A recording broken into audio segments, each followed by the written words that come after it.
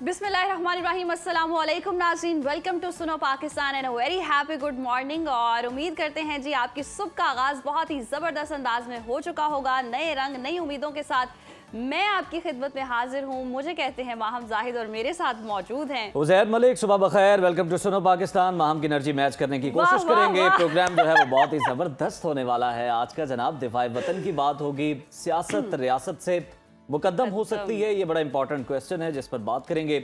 DGISPR की साल 2026 की पहली प्रेस कॉन्फ्रेंस ने तो कई तल्ख सवालात खड़े कर दिए हैं और देखा जाए तो जनाब इनके जवाब जानने की भी हम कोशिश करेंगे। तो सुनो पाकिस्तान का जो सफ़र है ये आज आप समझे कि दिफाई मामलात से शुरू होगा, सियासी मामलात बाद में ज़ेरे गौर आएंगे और ज़ाती और प्रोफेशनल ज़िंदगी तक जनाब ये फैला हुआ है। बात करेंगे कि सिर्फ डिग्री ही काफ़ी है या फिर लिंक्डइन पर शनाख्त भी ज़रूरी है, वजह जानेंगे। और आखिर शादी मोहब्बत से लड़ाई और तलाक तक क्यों जा पहुंचती है, चेहरे की खुश्की को दूर करने का जादुई नुस्खा और लासवाल इश्क के सैयद शहराज भी प्रोग्राम में हमारे साथ होंगे। तो जनाब हमने आपको बता दिया प्रोग्राम में कितनी इंटरेस्टिंग चीजें शामिल हैं। उज़ैर, जब आपने दिफा से फौरन जाती बात की तो मुझे लगा ये फुफ्फो बन के आ गया।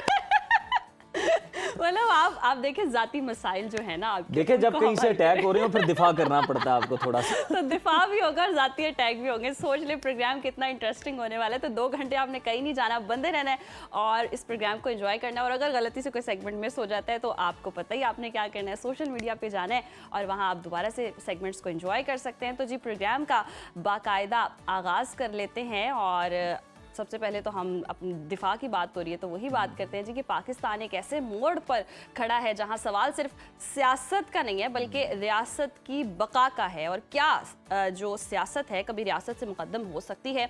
DGISPR की हालिया प्रेस कॉन्फ्रेंस ने पूरी कौम को झंझोड़ कर रख दिया है। गुज़श्ता रोज़ हमने देखा तर्जुमान पाक फौज लेफ्टिनेंट जनरल अहमद शरीफ चौधरी ने 2026 की पहली प्रेस कॉन्फ्रेंस की। ये एक तरफ से 2025 को दहशतगर्दी के खिलाफ फैसला कुन साल करार दिया गया, तो दूसरी तरफ खैबर पख्तूनख्वा के सियासी माहौल पर संगीन सवालात उठाए। तर्जुमान पाक फौज का वो जुमला अब हर पाकिस्तानी के कानों में गूंज रहा है कि अगर ऑपरेशन नहीं करना तो क्या दहशत गर्दों के कदमों में बैठना है। बिल्कुल जी, और पाकिस्तान की फौज ने वाजे कर दिया है कि अब कोई ग्रे एरिया बाकी नहीं रहा। एक साल में 75,000 इंटेलिजेंस बेस्ड ऑपरेशन और 2500 से ज़ायद दहशत गर्दों को जहन्नुम वासिल करना इस अज़्म की गवाही है। लेकिन अलमिया है कि एक तरफ सरहद पार बैठा दुश्मन है और दूसरी जानिब कुछ मखसूस सियासी बयानिया भी बनाया जाता है जो कि इन दहशत गर्दों को सपोर्ट भी करता है इनडायरेक्टली। आखिर इस गठजोड़ की वजह क्या है, मकसद क्या है, क्यों अफगानिस्तान की सरजमीन आज भी पाकिस्तान के खिलाफ इस्तेमाल हो रही है। आज के शो में हम इन्हीं बातों के हवाले से डिस्कस करेंगे। दिफाई तज्जियाकार रिटायर्ड मसूद अहमद खान साहब ने हमें ज्वाइन किया है। मसूद साहब good morning, welcome to Suno Pakistan. Sir 2026 के आगाज़ में इतनी जामे और वाज़ेह प्रेस कॉन्फ्रेंस के बाद अब आप आने वाले दिनों में क्या तब्दीलियां रूनुमा होते हुए देख रहे हैं? जी हाँ, बहुत शुक्रिया। देखें कि बड़ा एक पहले जो प्रेस कॉन्फ्रेंस थी वेरी कॉम्प्रिहेंसिव थी, लॉजिकल थी, एविडेंस के साथ थी और एश्योरिंग भी थी कौम को। और साथ साथ उन्होंने जो जो बताया कि मेजर थ्रेट टू पाकिस्तान इस वक्त हम फेस कर रहे हैं दैट इज टेररिज्म है। और फिर उन्होंने कहा कि अब एक नेशनल क्लैरिटी आ चुकी है। क्लैरिटी का मतलब है अक्रॉस द पाकिस्तान लोग समझते हैं कि थ्रेट टू पाकिस्तान दहशतगर्दी है और अफगानिस्तान से है, फितना और ख्वारिश है, फितना और हिंदुस्तान है। फिर नेशनल रिजॉल्व की बात की कि सब चाहते हैं कि हमने मिल के इसको शिकस्त देना है। फिर इंटरनेशनल एक्नॉलेजमेंट भी हो गई है। अब इंटायर इंटरनेशनल कम्युनिटी वेस्ट हो ईस्ट हो सब आपको मानते हैं कि थ्रेट पर न सिर्फ पाकिस्तान को और बाकी सबको है। तो वो बड़ी इंपॉर्टेंट चीज है। फिर बट उन्होंने फिर 2025 का अहाता भी किया, हमने क्या किया। और फिर उन्होंने ये भी कहा कि लास्ट 2 मंथ्स में पिछले साल उसमें हमने एक डिक्लाइन देखी दहशतगर्द attacks from across the border और फर्टिलिटी इसमें भी कमी आई। वो वजह हो गई, बॉर्डर भी हमने क्लोज कर दिया। अब 2026 के लिए उन्होंने वाजे किया कि पाकिस्तान कोई किसी चीज पे कंप्रोमाइज नहीं करेगा, कोई बातचीत दहशतगर्दों से नहीं होनी है, न किसी से हमने बैक करना है, न हमने स्टेटस को की बात करनी है। हमने पाकिस्तान की सॉवरेनिटी को डिफेंड करना है। इफ एनीबॉडी क्रॉस करता है, पाकिस्तान में आता है, दहशतगर्दी के लिए कार्रवाई करता है, उसको उसको टेक ऑन किया जाएगा, और उसके ताने बाने अगर कहीं से भी मिलते हैं और उस उधर भी स्ट्राइक्स हो सकते हैं। और जी। जिसका उन्होंने वाज़ेह तौर पे एक्सप्लेन किया कि पिछले साल जब आपने बॉर्डर्स पे क्या हुआ, फिर बॉर्डर्स पे जो हमले हुए, इसके बाद हमने जवाब दिया, फिर एक बड़ा वाज़ेह मैसेज है। सो क्लियर कट एक मैसेज है कि इस दफा बिल्कुल दुरुस्त पाकिस्तान फरमाया मसूद साहब मज़ीद आपने कि सख्ती के क्लियर साथ कट मैसेज है और ऑपरेशन नहीं करना तो क्या कदमों में बैठना है। इस सख्त जुमले के बाद आप हार्ड स्टेट के तस्वुर की क्या शक्ल बनते देख रहे हैं? जब बिल्कुल सही है। देखें कि आप देखें क्या कह रहे हैं कि आप आज से 2009 में 10 में क्या था। आपका मलाकन डिवीजन कंप्लीट दहशतगर्दों के पास था, आपका एस्टवाइल फाटा उनके पास था, दे वर थ्रेटिंग सेटल एरियाज, पंजाब के बॉर्डर्स पे वो आ चुके थे, वो वहां पे थ्रेट कर रहे थे। तो एक ऐसी सिचुएशन थी लॉलेसनेस ने, लेकिन अफवाज पाकिस्तान ने कुर्बानियां दी और बहुत शहादतें हुई, सिविलियन कैजुअल्टीज हुई, और सबसे ज्यादा नुकसान पश्तूनों का हुआ, पश्तूनों की कैजुअल्टी ज्यादा हुई। सबसे ज्यादा कुर्बानियां जो दी हैं वो पश्तूनों ने दी हैं। तो आप क्या चाहते हैं, हम किस जब बातचीत करें इन दहशतगर्दों से करें जिन्होंने एपीएस पेशावर पे आके बच्चे हमारे मारे हैं, जहाँ सुकूनों पे हमले कर रहे हैं, मसाजिद पे धमाके करवा रहे हैं, क्या उनके साथ हम बातचीत करेंगे? हमने वो ऑप्शंस करके भी देख लिए। अगर आपको याद तो यहाँ से उलमा का एक बहुत बड़ा वफद गया था, वो आज आके बातचीत करके आया, उनकी उन्होंने बात नहीं मानी, जरगे यहाँ से गए। फिर अफगानिस्तान के साथ जो इनका हैंडलर है, जो मैन जो इनको यूज करता है, तो उनसे भी बातचीत की, डिप्लोमेटिक मिशंस भी गए हैं आपके, और एम्बेसडर सादिक को फ्रिक्वेंटली आते जाते देखा, आपके फॉरेन मिनिस्टर यहाँ से गए, आपके इंटीरियर मिनिस्टर गए हैं, चाइनीज इसमें इन हुए हैं, सेंट्रल एशियन रिपब्लिक्स इसमें इन थे, ईरान ने एफर्ट की, और बास्को फॉर्मेट से भी बात हुई, एससीओ के फॉर्मेट से बात की, तमाम के। तो हम किससे बात करें? हम चाहते हैं क्या हम हार मान लें कि इन चंद दहशतगर्दों के आगे हम हथियार डाल दें? So it is out of question. So that's why कहते हैं ना कंडीसिव एनवायरनमेंट्स क्यों हुए हैं, कि आपका रिजॉल्व नहीं है, आप चाहते हैं कि यहाँ पे कुछ ना हो, उनको फैसिलिटेट किया जाए। और फिर ऊपर से ये है कि जो एक लिंक है, नारकोटिक्स की बात हो रही है, वेपन स्मगलिंग की बात हो रही है, और या इसके बाद ड्रग्स की बात हो रही है, तो वो कैसे फैसिलिटेशन कैसे कर सकते हैं, करवा सकते हैं? So deal with no compromise as far as Pakistan sovereignty is concern. कोई बातचीत नहीं होगी, पाकिस्तान की सोवरेनिटी टॉप मोस्ट है। और देखेंगे ये फेडरेशन है, पाकिस्तान ने फैसले करने हैं, न किसी और इदारे ने या ग्रुप ने फैसला नहीं करना है। और अफवाज पाकिस्तान, गवर्नमेंट ऑफ पाकिस्तान का एक इदारा है, उसने एग्जीक्यूट करना है, और at all cost Pakistan army ने सॉवरेनिटी को डिफेंड करना है, चाहे वो कोई कहे या न कहे। That is our responsibility. Brigadier साहब, आपने सही कहा कि मतलब जिस तरह से टेररिस्ट को फैसिलिटेट किया जा रहा है, ये नुक्ता भी उठाया गया, ये भी बड़ा इंपॉर्टेंट है और उनका कला खमा करना भी ज़रूरी है। DGISPR की प्रेस कॉन्फ्रेंस खैबर पख्तूनख्वा में तहरीक इंसाफ की हुकूमत के खिलाफ एक तरह से एक चार्जशीट से कम नहीं है, तो क्या खैबर पख्तूनख्वा के अंदर हम ये कह सकते हैं कि हालात गवर्नर राज की तरफ जा सकते हैं, अमन अमान की सूरत हाल को मद्देनजर रखते हुए? सिर्फ देखें, बड़ा ये मुश्किल है, और ये तो मेरे ख्याल में फेडरल गवर्नमेंट डिसाइड करेगी, या फिर वहाँ के जो लोग हैं वो डिसाइड कर सकते हैं इसमें क्या हो सकता है। ध्यानी एक्सपेक्टेशन ये है कि आपके बयानात ऐसा न हो जो पाकिस्तान के खिलाफ हो, अफवाज पाकिस्तान के खिलाफ हो, और आप ऐसे बयानबाजी करेंगे जो अदारों को मलाइन करने की कोशिश करेंगे, तो वो एक्सेप्टेबल किसी सूरत में नहीं है। और वो कोई ऐसी पॉलिसी आप इंट्रोड्यूस नहीं करवा सकते हैं जो फेडरेशन के मुनाफी हो। और पाकिस्तान आर्मी देखें, अगर आप पाकिस्तान आर्मी को या लीडरशिप को मुलायम करते हैं, तो army is the centre of gravity of this country, जिसने तमाम नेशनल फैब्रिक को जोड़ के रखा हुआ है। और जिस तरह मैंने बात की, चाहे वो पश्तून है, बलोच है, सिंधी है, पंजाबी है, आज़ाद कश्मीर का है, गिलगित बल्तिस्तान का है, एवरीबॉडी, सबके यहाँ पे कंट्रीब्यूशन है, पाकिस्तान की स्टेबिलिटी चाहते हैं। सो पाकिस्तान के देखे, पाकिस्तान है तो बाकी लोग हम सब हैं, अगर पाकिस्तान नहीं है तो कुछ भी नहीं हो सकता। मेरे ख्याल में कोई अपनी मनमानी नहीं कर सकता है, कोई अपनी 2 गज की अपनी कोई सल्तनत बना के उसको नहीं चला सकता है। सो सेंटर है जो वो प्रिवेल करता है, सेंटर के डिसीजन चलते हैं, और पाकिस्तान के इंटरेस्ट में फैसले होंगे, किसी जत्थे के इंटरेस्ट में या किसी दहशतगर्द इंशाल्लाह ग्रुप के इंशाल्लाह इंटरेस्ट पाकिस्तान में के हक में या फैसले होंगे। मसूद अफगानिस्तान। साहब, हम देखते हैं कि 80% दहशतगर्दी के वाकयात केपी में होना, उसके बावजूद वहाँ की मुंतखब हुकूमत का ऑपरेशन से इनकार करना, क्या यही साजगार सियासी माहौल है जो दहशतगर्दों को तक़वियत दे रहा है? जी हाँ, देखें ना, आप तवातिर के साथ स्टेटमेंट्स ऐसी आ रही हैं कि जी। ऑपरेशन न हो। ऑपरेशन देखें कि जो पहले ऑपरेशन हुए इसमें अफवाज पाकिस्तान की कितनी शहादतें 2007 से और 2003 से आप स्टार्ट करें कि वहां से हुए, जब से ये फितनाउल खारिज बनी 2007, उसके बाद से जो वाकयात हुए हैं। तो फिर इसके बाद हमने स्वात मलाकन डिवीजन के हालात देखे, जब वो स्वात और बाकी एरियाज के वहाँ के बैठ गए थे, फाटा सारा उनके हाथ में चला गया था और यस। बाकी सेटल एरियाज में आगे बंदू में, DI खान में, लकी मरवत में थ्रेट कर रहे थे।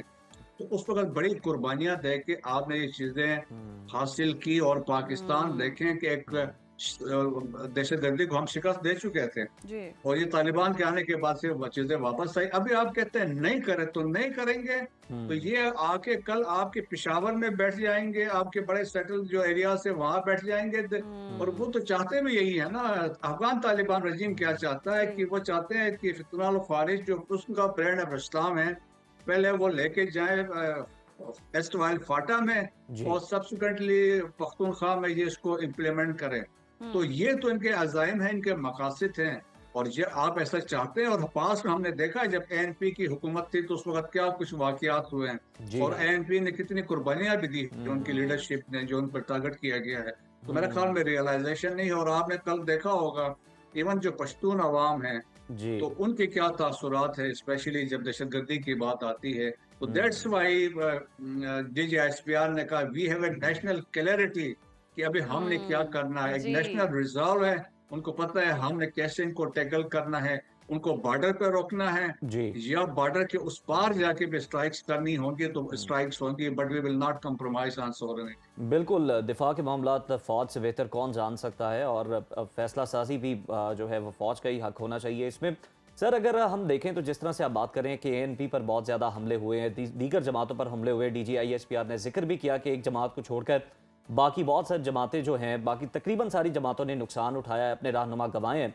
वो बताते हैं कि रियासत ने 75,000 से ज़्यादा ऑपरेशन किए हैं और एक तरफ हम देखते हैं इतनी बड़ी कुर्बानी और दूसरी तरफ असम्बलीज़ के अंदर बैठकर बयानिया बनाया जाता है कि जनाब कुछ और किया जाए, इनके साथ जो है ऑपरेशन जो है वो ना किए जाएं। इस तजाद को किस तरह से ख़त्म किया जा सकता है? क्या डायलॉग के ज़रिए ख़त्म किया जा सकता है या क्या तरीका हो सकता है मुनासिब? डायलॉग तो होगा, उनको पता है, वो सबको पता है कि क्या कुछ हो रहा है और अंदर से सारे मानते भी हैं। अब चंद लोग अगर ऐसा कहें, एक नैरेटिव लेकर पुश करें कि हमने ये करना है और खाली उन्होंने जो चीजें जिस तरह मैंने कहा DGISPR ने जो बात की एविडेंस के साथ बात की, अथॉरिटी के साथ बात की, किसी भी सूबे के बारे में जब उन्होंने बात की तो उन्होंने बताया कि क्या किस तरीके से डेवलपमेंट हो रही है। बातचीत किसने करनी है?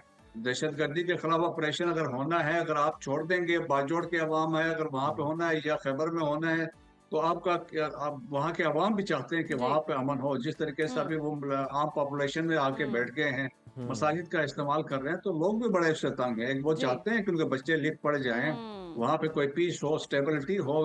हम नहीं चाहते हैं वो हालात जो अफगानिस्तान में चल रहे हैं, ऐसे हालात यहाँ हमारे बिल्कुल दुरुस्त फरमाया आपने। सर, लास्टली बताइएगा, मार्का हक में भारत का मुंह काला हुआ, उसके तनाजुर में भारत और अफगानिस्तान के बढ़ते हुए गठजोड़ को आप दिफाई लिहाज से कितना बड़ा खतरा देखते हैं? नए हाइब्रिड वॉरफेयर की क्या शक्ल बनती दिखाई दे रही है? जी हाँ, देखिए, ये जो नेक्सस है पहली दफा नहीं हुआ, ये नेक्सस 1950 से है और ये बराबर कंटिन्यू कर रहा है, चाहे वो किंग जाहिर शाह था या इसके बाद से कम्युनिस्ट गवर्नमेंट्स आई हैं।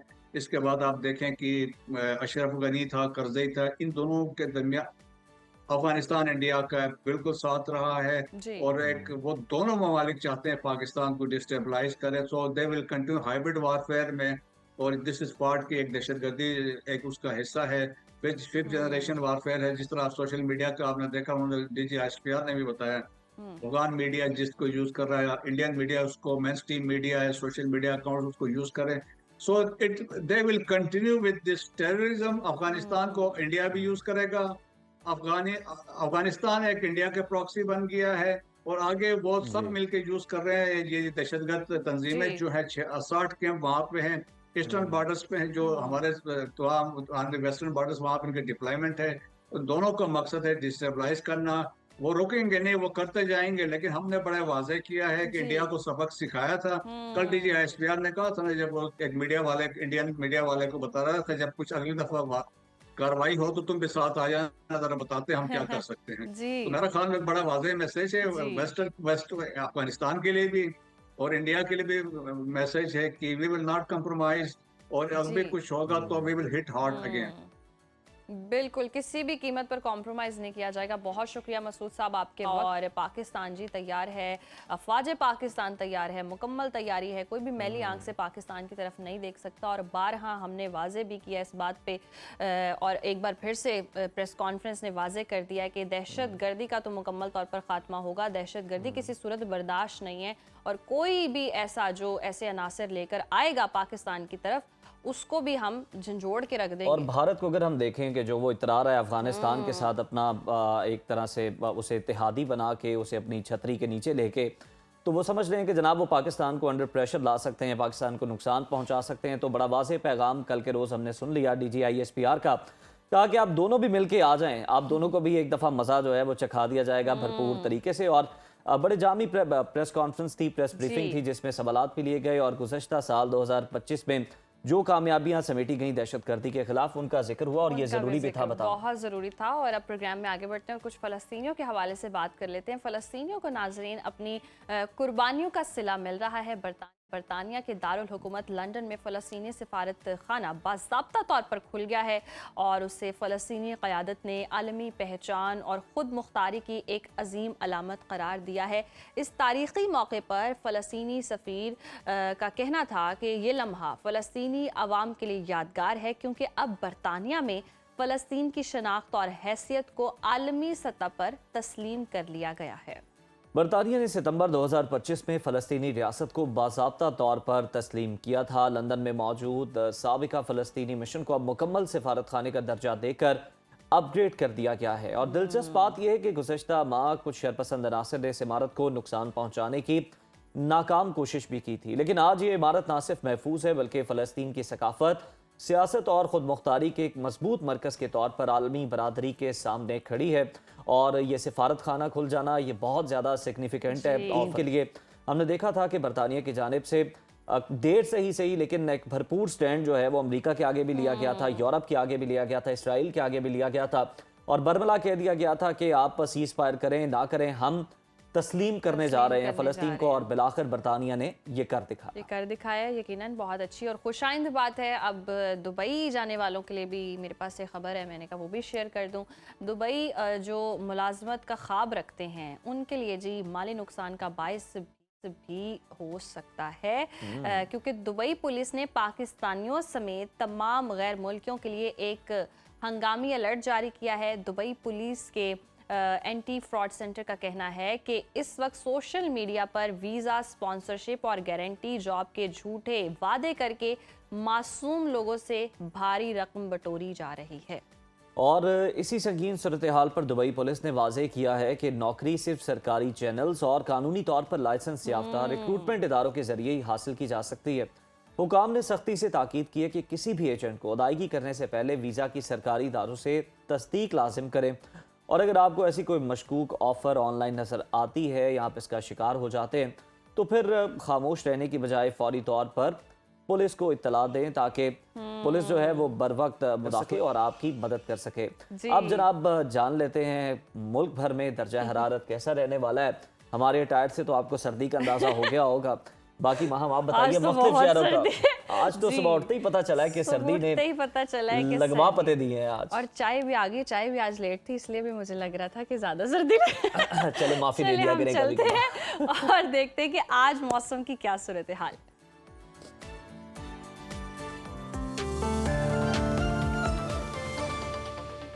नाज़रीन, मुल्क के बेशतर इलाकों में मौसम सर्द और खुश्क, जबकि शिमाली इलाकों में शदीद सर्द रहेगा। पंजाब के बेशतर मैदानी इलाकों में और बालाई सिंध के अजला में दरमियानी से शदीद धुंध छाए रहने की तवक्को है। मुख्तलिफ शहरों में मौसम की क्या सूरत हाल है, आइए जानते हैं। और सबसे पहले बात करेंगे बुलंदोबाला पहाड़ों की सरजमीन गिलगित बल्तिस्तान की, जहां पर हम देख रहे हैं वक्फे वक्फे से बारिश और बर्फबारी का सिलसिला जारी है। गिलगित के टेम्परेचर की बात करें तो यहाँ पर ज़्यादा से ज़्यादा दर्जा हरारत है 0 और कम से कम -12 डिग्री तक गिरने का इम्कान है।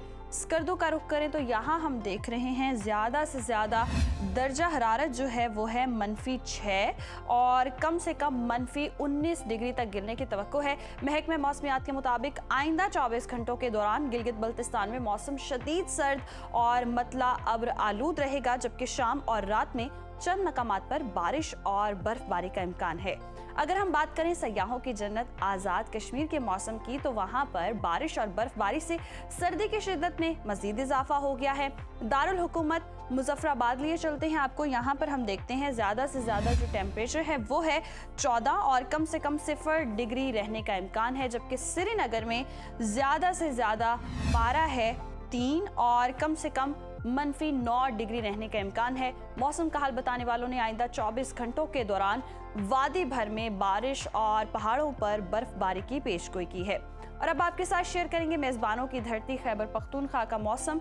KPK में मौसम की सूरत हाल ये है कि सूबे के बेशतर अजला में मौसम सर्द और खुश्क, जबकि शिमाली अजला में शदीद सर्द रहेगा। सूबाई दारुल हुकूमत पेशावर की बात कर लेते हैं। पेशावर में ज़्यादा से ज़्यादा दर्जा हरारत है 20 और कम से कम 4 डिग्री रहने का इम्कान है। सवात, जिसे पाकिस्तान का स्विट्ज़रलैंड कहते हैं, यहाँ पर मैक्सिमम टेम्परेचर है 10 और मिनिमम -8 डिग्री तक गिरने की तवक्को है। महकमे मौसमियात के मुताबिक आइंदा 24 घंटों के दौरान पेशावर, मर्दान, नौशहरा, चारसदा, लकी मरवत और सवाबी में धुंध छाए रहने की तवक्को है।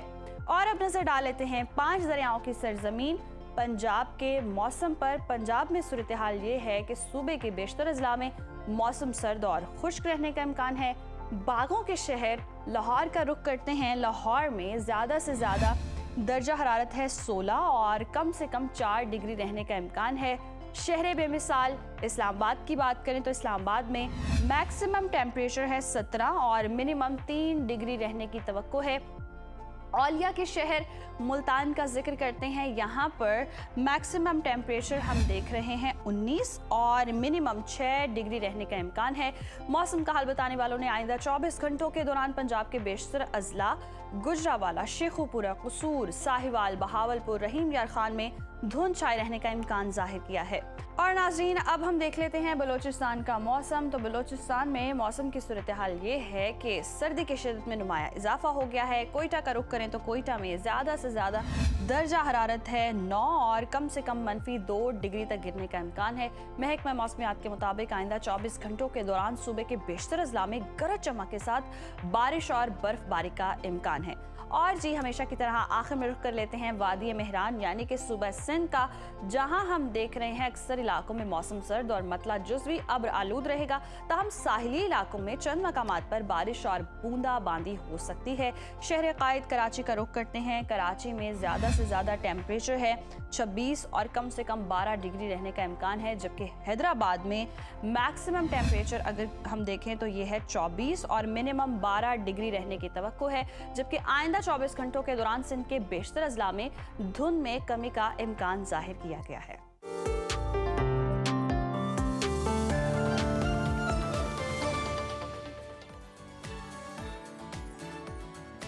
तो जनाब, दर्जा हरारत आप जान चुके हैं। मुख्तलिफ शहरों का ब्रेक शामिल करते हैं प्रोग्राम में और ब्रेक के बाद कुछ दीगर दिलचस्प मौज़ूआत पर बात होगी। देखते रहिए सुनो पाकिस्तान। वेलकम बैक नाज़रीन। डिग्री मुकम्मल, CV तैयार, मगर नौकरी अब भी एक सवालिया निशान है। तो शायद मसला आपकी काबिलियत में नहीं है बल्कि आपकी प्रोफेशनल पहचान में है। हकीकत ये है कि नौकरी तलाश करने का तरीका बदल चुका है। आज सिर्फ डिग्री या CV काफ़ी नहीं रही, बल्कि आपकी असल प्रोफेशनल शनाख्त लिंक्डइन पर बनती है। ये वो प्लेटफॉर्म है जहाँ HR मैनेजर्स, रिक्रूटर्स और आलमी कंपनियाँ चंद सेकंड्स में फैसला कर लेती हैं कि कौन सा उम्मीदवार काबिले तवज्जो है और काबिले एतमाद भी है। सवाल ये नहीं कि आपके पास डिग्री है या नहीं, असल बात ये कि आप अपनी सलाहियतों को लिंक्डइन पर मौसर अंदाज में पेश कर पा रहे हैं या नहीं, और क्या आपकी प्रोफाइल नौकरी दिलाने वाली है या सिर्फ एक रस्मी सा सफ़ा है।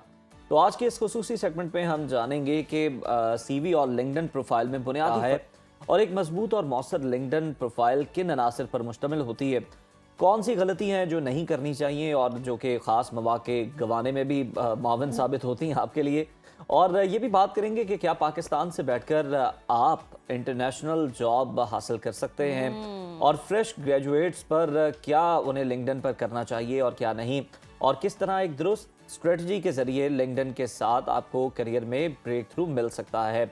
तो आज के दौर में जनाब लिंक्डइन महज एक नेटवर्किंग ऐप ही नहीं बल्कि आपका डिजिटल करियर प्रोफाइल भी है। तो इसी पर बात कर लेते हैं। हमें ज्वाइन किया लिंक्डइन एक्सपर्ट और करियर मेंटोर डॉक्टर मुदस्सिर साहब ने, जो कि हज़ारों नौजवानों को प्रोफेशनल प्रोफाइल बनाकर जॉब मार्केट में आगे लाने में मदद भी कर चुके हैं। बहुत शुक्रिया डॉक्टर मुदस्सिर आपके वक्त का। Welcome to Suno Pakistan. ये बताइएगा हमारे देखने वालों को कि आज के डिजिटल दौर के अंदर लिंक्डइन को करियर के लिए इतनी गैर मामूली इंपॉर्टेंस क्यों मिल चुकी है? Thank you for having me. आपने बिल्कुल सही बोला कि लिंक्डइन जो है ना वो सीवी नहीं है, बिल्कुल वो आपका डिजिटल प्रोफाइल है या डिजिटल सीवी कहना चाहिए। ठीक है, तो अगर आप जितने भी बिजनेसेस देख लें दुनिया भर में, सारे बिजनेसेस हैं, सारे रिक्रूटर्स हैं, सारे मैनेजर्स भी सुन रहे हैं, इस वक्त दुनिया में 1 बिलियन लोग हैं अवेलेबल ऑन लिंक्डइन। तो होता ही है कि if you apply for a job, आपका जो सीवी जो है ना वो स्टैटिक है, बेसिकली वन टाइम पिक्चर है। तो आप जो रिक्रूटर्स होते हैं, जो हायरिंग मैनेजर होते हैं, पहला काम ये करते हैं कि जी आपका नाम लेते हैं, वो डालते हैं लिंक्डइन में या गूगल में, फिर देखते हैं आप लिंक्डइन पे एग्जिस्ट करते नहीं करते, करेक्ट, आप एग्जिस्ट करते हैं या नहीं करते। उसके बाद देखते हैं कि जी आपका प्रोफाइल कैसा है, उसमें कोई एक्टिविटीज हैं, आपने कोई स्किल्स बताई हुई है, आपने अपना माइंडसेट बताया हुआ है, आपने अपनी कम्युनिकेशन स्किल्स बताई हुई है, प्रेजेंटेशन स्किल्स बताई हुई है। तो जो लिंक्डइन में प्रोमिनेंट नजर आते हैं, ठीक है ना, वो शॉर्टलिस्ट होते हैं। तो अब शॉर्टलिस्टिंग का जो सिस्टम है ना वो चेंज हो चुका है। सीवी से आप शॉर्टलिस्ट नहीं होते, आप लिंक्डइन से शॉर्टलिस्ट होते हैं, और फिर जिनमें लिंक्डइन की प्रोफाइल परमानेंट होते हैं, फिर वो आगे जाते हैं इंटरव्यूज में और फिर नेक्स्ट स्टेज में। सही मुदस्सिर, अब थोड़ा प्रोफाइल के हवाले से अगर हम बात कर लें तो लिंक्डइन प्रोफाइल की हेडलाइन और समरी किन असूलों के तहत लिखी जानी चाहिए ताकि वो एचआर की तवज्जो हासिल कर सके? बिल्कुल सही, ये बिल्कुल सही। तो actually the headline is the most important part. अब सवाल ये है कि हेडलाइन में लिखें क्या। कुछ लोग अपना लिखते हैं कि जी मैंने MBA है, मैंने ये सर्टिफिकेशन, ये नाम के आगे MCP ICP पता नहीं 5-6 चीजें डिग्रीज लिखनी। एक्चुअली दैट वो दौर चला गया कि जब आपकी डिग्रीज और सर्टिफिकेशन की वैल्यू होती थी, मगर बहुत अवेलेबल है, बहुत लोग कर भी आ रहे हैं, और इतनी क्रेडिबिलिटी जो है इतनी ज्यादा रही भी नहीं है। तो मेन चीज आपने ये हेडलाइन में दिखानी होती है कि आप कौन सी स्किल सॉल्व कर रहे हैं, आपके अंदर कॉम्पिटेंसीज क्या है, ठीक है, and what you are actually offering to the employer, right, and what you are looking for। यानी कि फर्ज करें मैं एक सप्लाई चेन का बंदा हूँ, तो मैं ये ऑफर करूंगा कि basically I'm a demand planner, I'm a data analyst, right, and I can solve you, I can reduce inventory or I can improve your customer service, ठीक है, and I'm looking for senior positions, right। तो this is the headline। तो उसी में आपको पता लग गया कि एक लाइन के अंदर कि आपकी स्किल्स क्या है, ठीक है, आप कौन सी जो है प्रोफेशनल वैल्यूज ला रहे हैं, ठीक है, और आप किस तरह की अपॉर्चुनिटीज देख रहे हैं। तो अपनी हेडलाइन को ये नहीं बताएं कि मैंने क्या अचीव किया, ये बताएं कि आपने कौन सी स्किल्स और आप जो एम्प्लॉय है या जिससे आप बिजनेस करना चाह रहे हैं, क्या वैल्यू आप उनको ऑफर कर सकते हैं, क्या आप उनकी कंपनी के लिए बेहतरी ला सकते हैं। बिल्कुल ठीक है। अच्छा डॉक्टर मुदस्सिर, हमें ये भी बताइएगा कि एक तो पेड वर्जन भी है, वो भी दस्तयाब है, और ज़्यादातर तो फ्री भी यूज़ किया जा रहा होता है। इन दोनों में फ़र्क क्या होता है? क्या पेड वर्जन के ज़रिए आपको कोई इंटरनेशनल जॉब ऑफर्स हो जाती हैं? क्या उसका फ़ायदा होता है? देखिए, शॉर्ट आंसर ये है कि पेड वर्जन का कोई डायरेक्ट को कोरिलेशन नहीं है जी जॉब ऑफर होने से, लेकिन पेड वर्जन की फीचर ज़्यादा है, ठीक है, कि फॉर एग्जांपल आप उसके आपको प्रोफाइल में आपको कुछ एडिशनल फील्ड्स मिलती हैं, ठीक है। अब फ्री प्रोफाइल में भी एक्चुअली काफी फील्ड्स हैं, आई थिंक इसके बारे में हम और बाद में बात करेंगे थोड़ा सा और प्रोफाइल को ऑप्टिमाइज करने के बारे में। लेकिन आपके सवाल का जवाब ये है कि फील्ड्स जब आपको ज्यादा मिलती है, स्पेशली जो सबसे अच्छा ऑप्शन है उसको बोलते हैं इन मेल क्रेडिट्स। अभी अगर आप किसी से फ्री प्रोफाइल अपने बनाया हुआ है, आप मेरे ख्याल से 2 या 3 या 5 लोगों से ज्यादा मैसेज नहीं कर सकते जो कि आपके फर्स्ट कनेक्शन नहीं है। सो सारा इसका ताल्लुक है इज लाइक सोशल नेटवर्किंग और सोशल और नेटवर्किंग इन जनरल, कि आपका फर्स्ट कनेक्शन कौन है। अगर आपने किसी को रिक्वेस्ट, जैसे मैंने आपको रिक्वेस्ट भेजी लिंक्डइन पे और आपने मुझे एक्सेप्ट कर लिया, तो मैं आपको मैसेज भेज सकता हूँ, इंट्रोड्यूस करा सकता हूँ, बिजनेस की बात कर सकता हूँ, जॉब की बात कर सकता हूँ, ठीक है। लेकिन फर्स्ट करो मैंने 5 चूज कर लिया, अब मैं क्या करूँ? उसके बाद अगर मैं पेड वर्जन लूंगा, ठीक है, तो then I have option to send to more people those messages, right, and it will give me more features. एक तो ये होती है। दूसरा एक है आपकी सर्च जो सर्चेबिलिटी है प्लेटफॉर्म पे, जी वो बढ़ जाती है, ठीक है। ओके आपको जो है you can apply for more jobs, you can gain more access to lot of features in LinkedIn.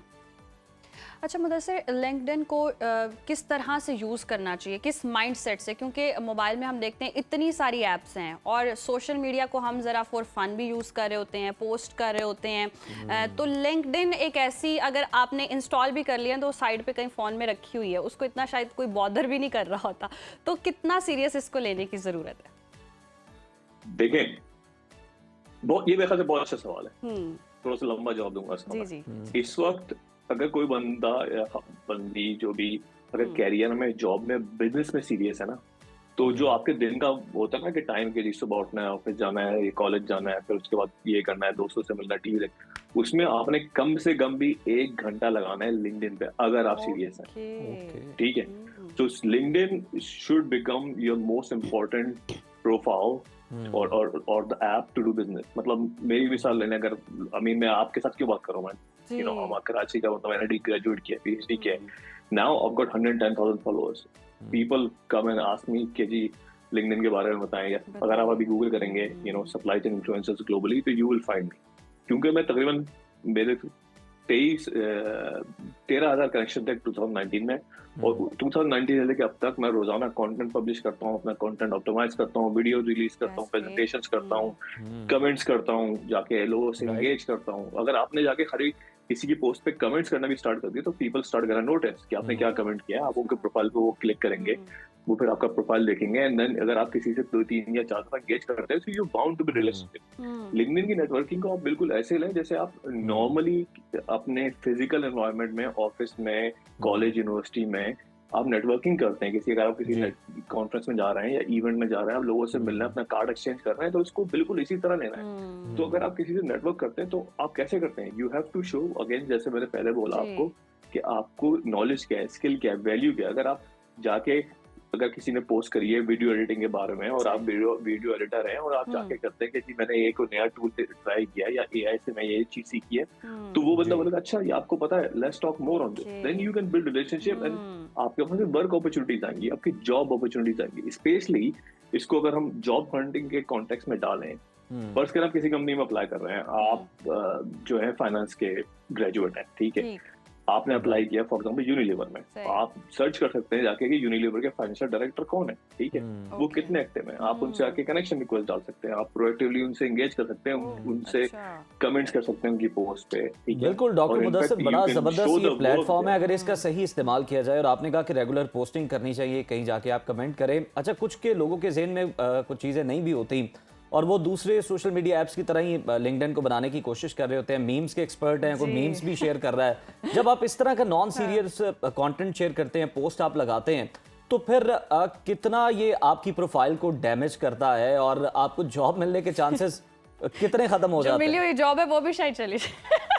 ये बिल्कुल सही कह रही हैं आप, बिल्कुल सही कह रही है, जो मिली हुई जॉब है वो भी चली जाएगी, तो बिल्कुल ऐसी बेवकूफी बिल्कुल नहीं करनी है, ठीक है ना। ये सीरियस प्लेटफॉर्म है, प्रोफेशनल प्लेटफॉर्म है।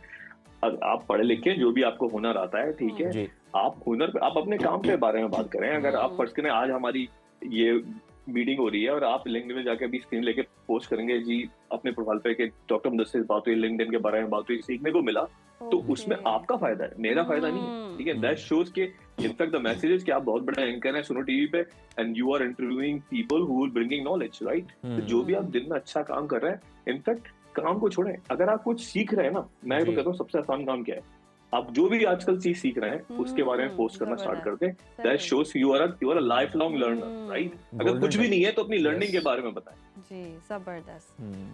बहुत ज़बरदस्त टिप्स दी हैं आपने, बहुत शुक्रिया मुदस्सिर आपके वक्त का। और लिंक्डइन बहुत ही ये कह लें कि पढ़ी लिखी एक ऐप है जिसको आपने बहुत पढ़े लिखे सुलझे तरीके से इस्तेमाल करना है, अपनी स्किल्स को एनहांस करने की कोशिश करनी है और उससे आपने स्किल्स सीखनी भी है। बहुत सारे लोग हैं वहाँ पर स्किल्स जो बेच भी रहे हैं और और जब आप किसी को अपनी सीवी भेजते हैं तो अब वो आपकी सीवी बाद में देखते हैं, वो पहले आपका नाम पढ़ के लिंक्डइन पे आपको सर्च करते हैं, जैसे डॉक्टर मुदस्सिर भी बता रहे थे। लेकिन कुछ लोग ऐसे हैं कि वो लिंक्डइन को ही जनाब वो कहते हैं ना नॉन सीरियस तो ले रहे थे, उसका भी मजाक उड़ा रहे थे। कहते हैं कि लिंक्डइन ने आपको क्या नौकरी देनी है जो खुद आपसे पैसे ले रहा है सब्सक्रिप्शन तो इस तरह की आपने पोस्टिंग नहीं करनी, ये आपके लिए बहुत ज्यादा नुकसानदेह हो सकता है अगर आप वाकई जॉब सीख कर रहे हैं या आप किसी के साथ काम करना चाहते हैं। अब हम ब्रेक पर चलते हैं, बहुत सारी टिप्स दे दी हैं, यहाँ वक्त ब्रेक का देखते हैं। सुनो पाकिस्तान।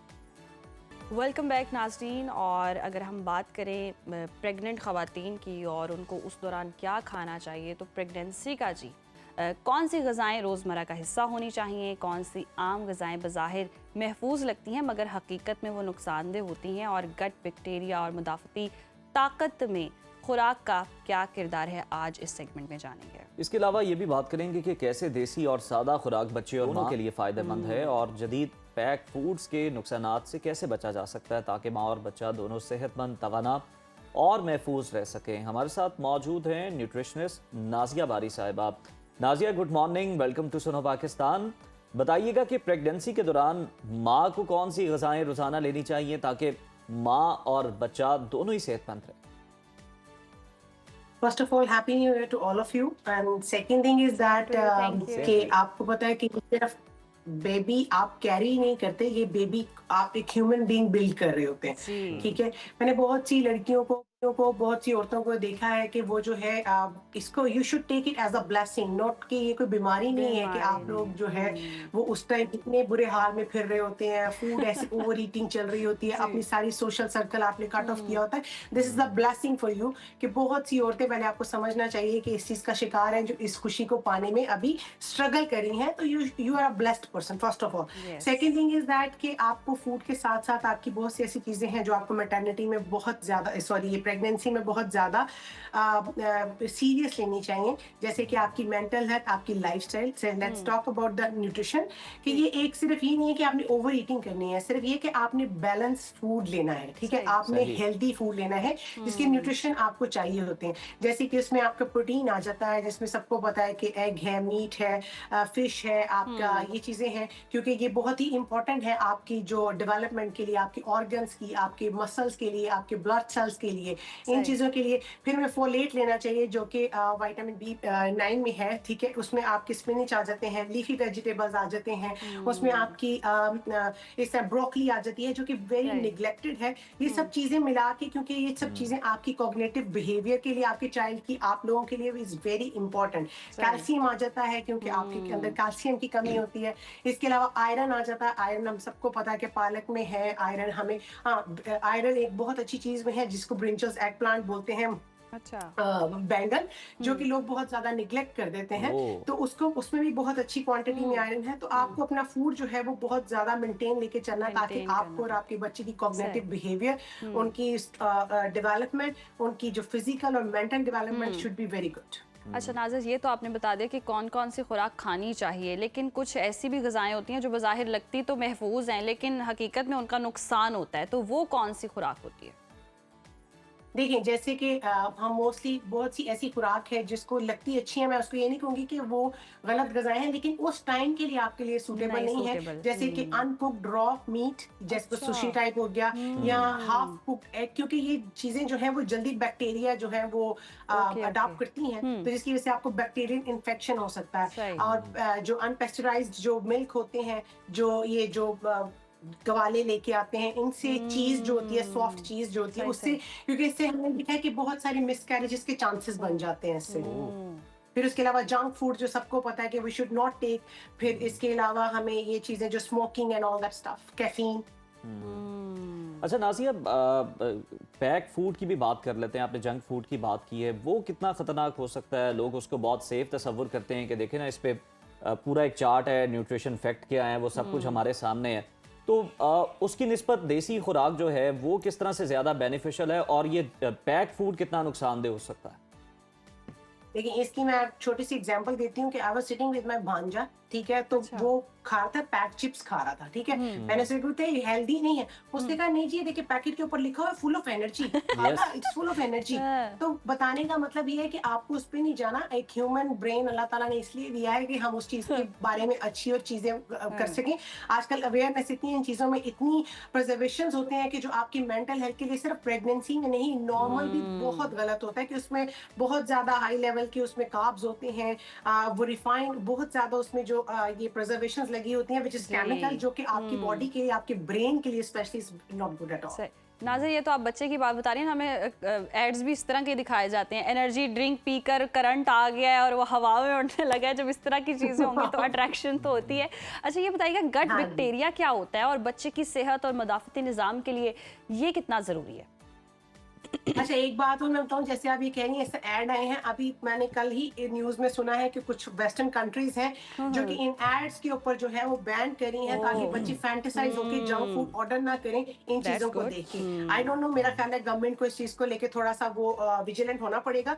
एनी हो, गट बैक्टीरिया जो है वो बहुत इंपॉर्टेंट होते हैं क्योंकि आपकी बॉडी में गट बैक्टीरिया का काम आप ये समझ लें कि जैसे आपके इम्यून सिस्टम को बनाने में है, स्पेशली जब मदर्स प्रेग्नेंट होती हैं ड्यूरिंग बर्थ और फीड करते हुए। इसीलिए कहते हैं हम लोग कि बच्चों को फीड करना चाहिए, मदर को फीड करना चाहिए, क्योंकि आप जो वो हेल्दी गट बैक्टीरियाज होते हैं वो आप जो बच्चों में ट्रांसफर करते हैं उसकी वजह से आपके बच्चों में कूदे मदाफत जो जिसको बोला जाता है वो अच्छी होती है, उससे बीमारियों में लड़ने के लिए आपको ताकत पैदा होती है। तो इसलिए जो गट बैक्टीरियाज आर वेरी इंपॉर्टेंट। सही। अच्छा नाज़िया, अगर हम इम्यूनिटी की बात कर ले माँ की और बच्चे के साथ जो उसका कनेक्शन है, तो माँ के खाने और बच्चे की जो मुदाफ़ती ताकत है इनके दरमियान क्या ताल्लुक है, जरा इसको एक्सप्लेन कीजिएगा। देखिए माँ के खाने में ही नहीं, सिर्फ माँ की हर लाइफस्टाइल में, माँ की मेंटल हेल्थ में, माँ की फूड में, माँ की न्यूट्रिएंट में, बच्चे का आप वही मैंने आपको शुरू में बोला कि आप सिर्फ एक बच्चा कैरी नहीं कर रहे हैं, आप उसको बिल्ड कर रहे हैं, आप एक ह्यूमन बीइंग बिल्ड कर रहे हैं, ठीक है, आप एक ह्यूमन बीइंग का फ्यूचर बिल्ड कर रहे हैं। फिर उसके बाद हम कह देते हैं अपनी उन मिस्टेक्स को which we are doing in the pregnancy, हम बाद में कह देते हैं कि जी बच्चा के मतलब मेंटल हेल्थ नहीं ठीक, उसको पुअर, उसकी वो जो है कुव्वत मदाफत है वो, उसलिए एक तो अल्लाह की तरफ से तो होता ही है, लेकिन उसके ऊपर आपके ऊपर भी बहुत जिम्मेदारी है उस चीज की। आपको उस चीजों में अपने लाइफस्टाइल को अच्छा रखना चाहिए, अपने फूड को अच्छा रखना चाहिए, बैलेंस फूड लेके चलना चाहिए। ये आपका ब्लेस पीरियड होता है, इसमें you should enjoy, you should not कि आप बेड पे बैठे हुए हैं और बाल बिखरे हुए हैं। मैंने देखा बहुत सी लड़कियां मेरे पास आती हैं जब ये डाइट चार्ट वगैरह लेने, तो आई हैव सीन देम कि वो बिल्कुल ऐसे होते हैं जैसे बीमार हैं। यू आर नॉट बीमार, यू आर ब्लेस्ड। तो इस चीज को आप रिकॉग्नाइज कीजिए, अपने योगा का जो आपको प्रेगनेंसी में योगा किया जाता है उसको लें, अपना मेंटल हेल्थ की जो आपकी इंपॉर्टेंस है वो आपकी फूड के बराबर है, ठीक है। तो आपकी जितनी फूड इंपॉर्टेंट है उतनी ही आपकी मेंटल हेल्थ है ड्यूरिंग प्रेगनेंसी, ताकि आपके बच्चे में कोई कॉग्निटिव बिहेवियर इशू ना आए, आपके बच्चे में कोई आपकी ब्रेन डेवलपमेंट में कोई प्रॉब्लम ना आए और आपके बच्चे में एंजाइटी जो है वो ना आए।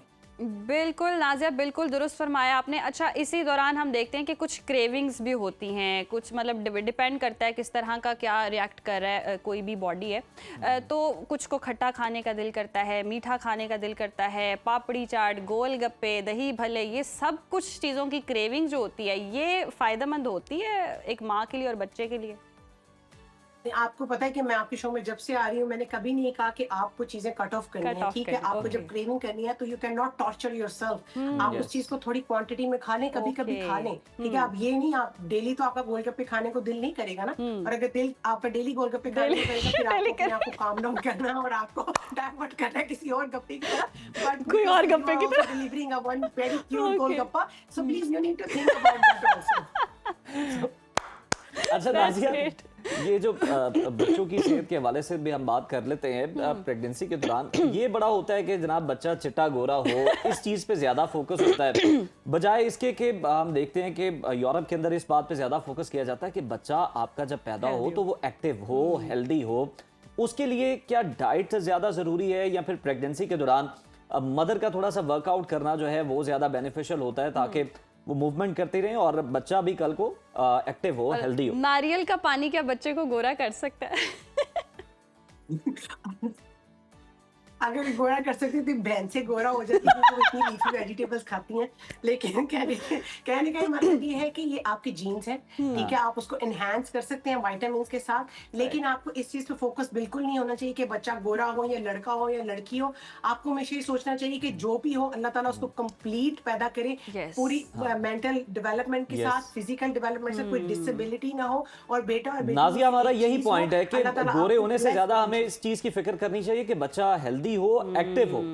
हेल्दी हो। और वो हेल्दी इसलिए हो सकता है कि बहुत सी कंट्रीज ऐसी हैं जो कि इन दिनों में, प्रेगनेंसी के दिनों में, they go for the mathematics classes ताकि बच्चा मेंटली शार्प हो। They go for the piano classes to for the meditation relaxation. They go for the walk. ये हमारी सिर्फ एशियन जो उसमें ज्यादा है कि लड़कियां थोड़ा सा जरा ज्यादा फ्रेजाइल हो जाती हैं कि यहाँ पे अब आप आए, यहाँ पे आप प्रेगनेंसी में 9 मंथ तक आप ऑफिस जॉब कर रहे हैं, आप अपना योगा भी कर रहे हैं, आप अपना सारा कुछ कर रहे हैं, तो इस चीज में से निकल आए, come out of that box. These are very outdated things. और पहले आउटडेटेड भी नहीं है, पिछले जमाने की औरतें तो काम करती थी, तो अपने आप को एक्टिव रखें, फ्रेश रखें, योगा करें, मेडिटेशन करें। लेकिन नाजिया, रोका भी तो जाता ना, लड़कियां तो करना चाहती हैं लेकिन उन्हें रोक दिया जाता है कि तुमने बेड से नीचे नहीं उतरना, तुम हमारे खानदान का चश्मो चिराग लेकर आ रही हो, हमारा नस्ल आगे बढ़नी है, तो तुम जो है ना बस बेड तक ही महदूद रहो, हम तुम्हारी खिदमत के लिए हाजिर।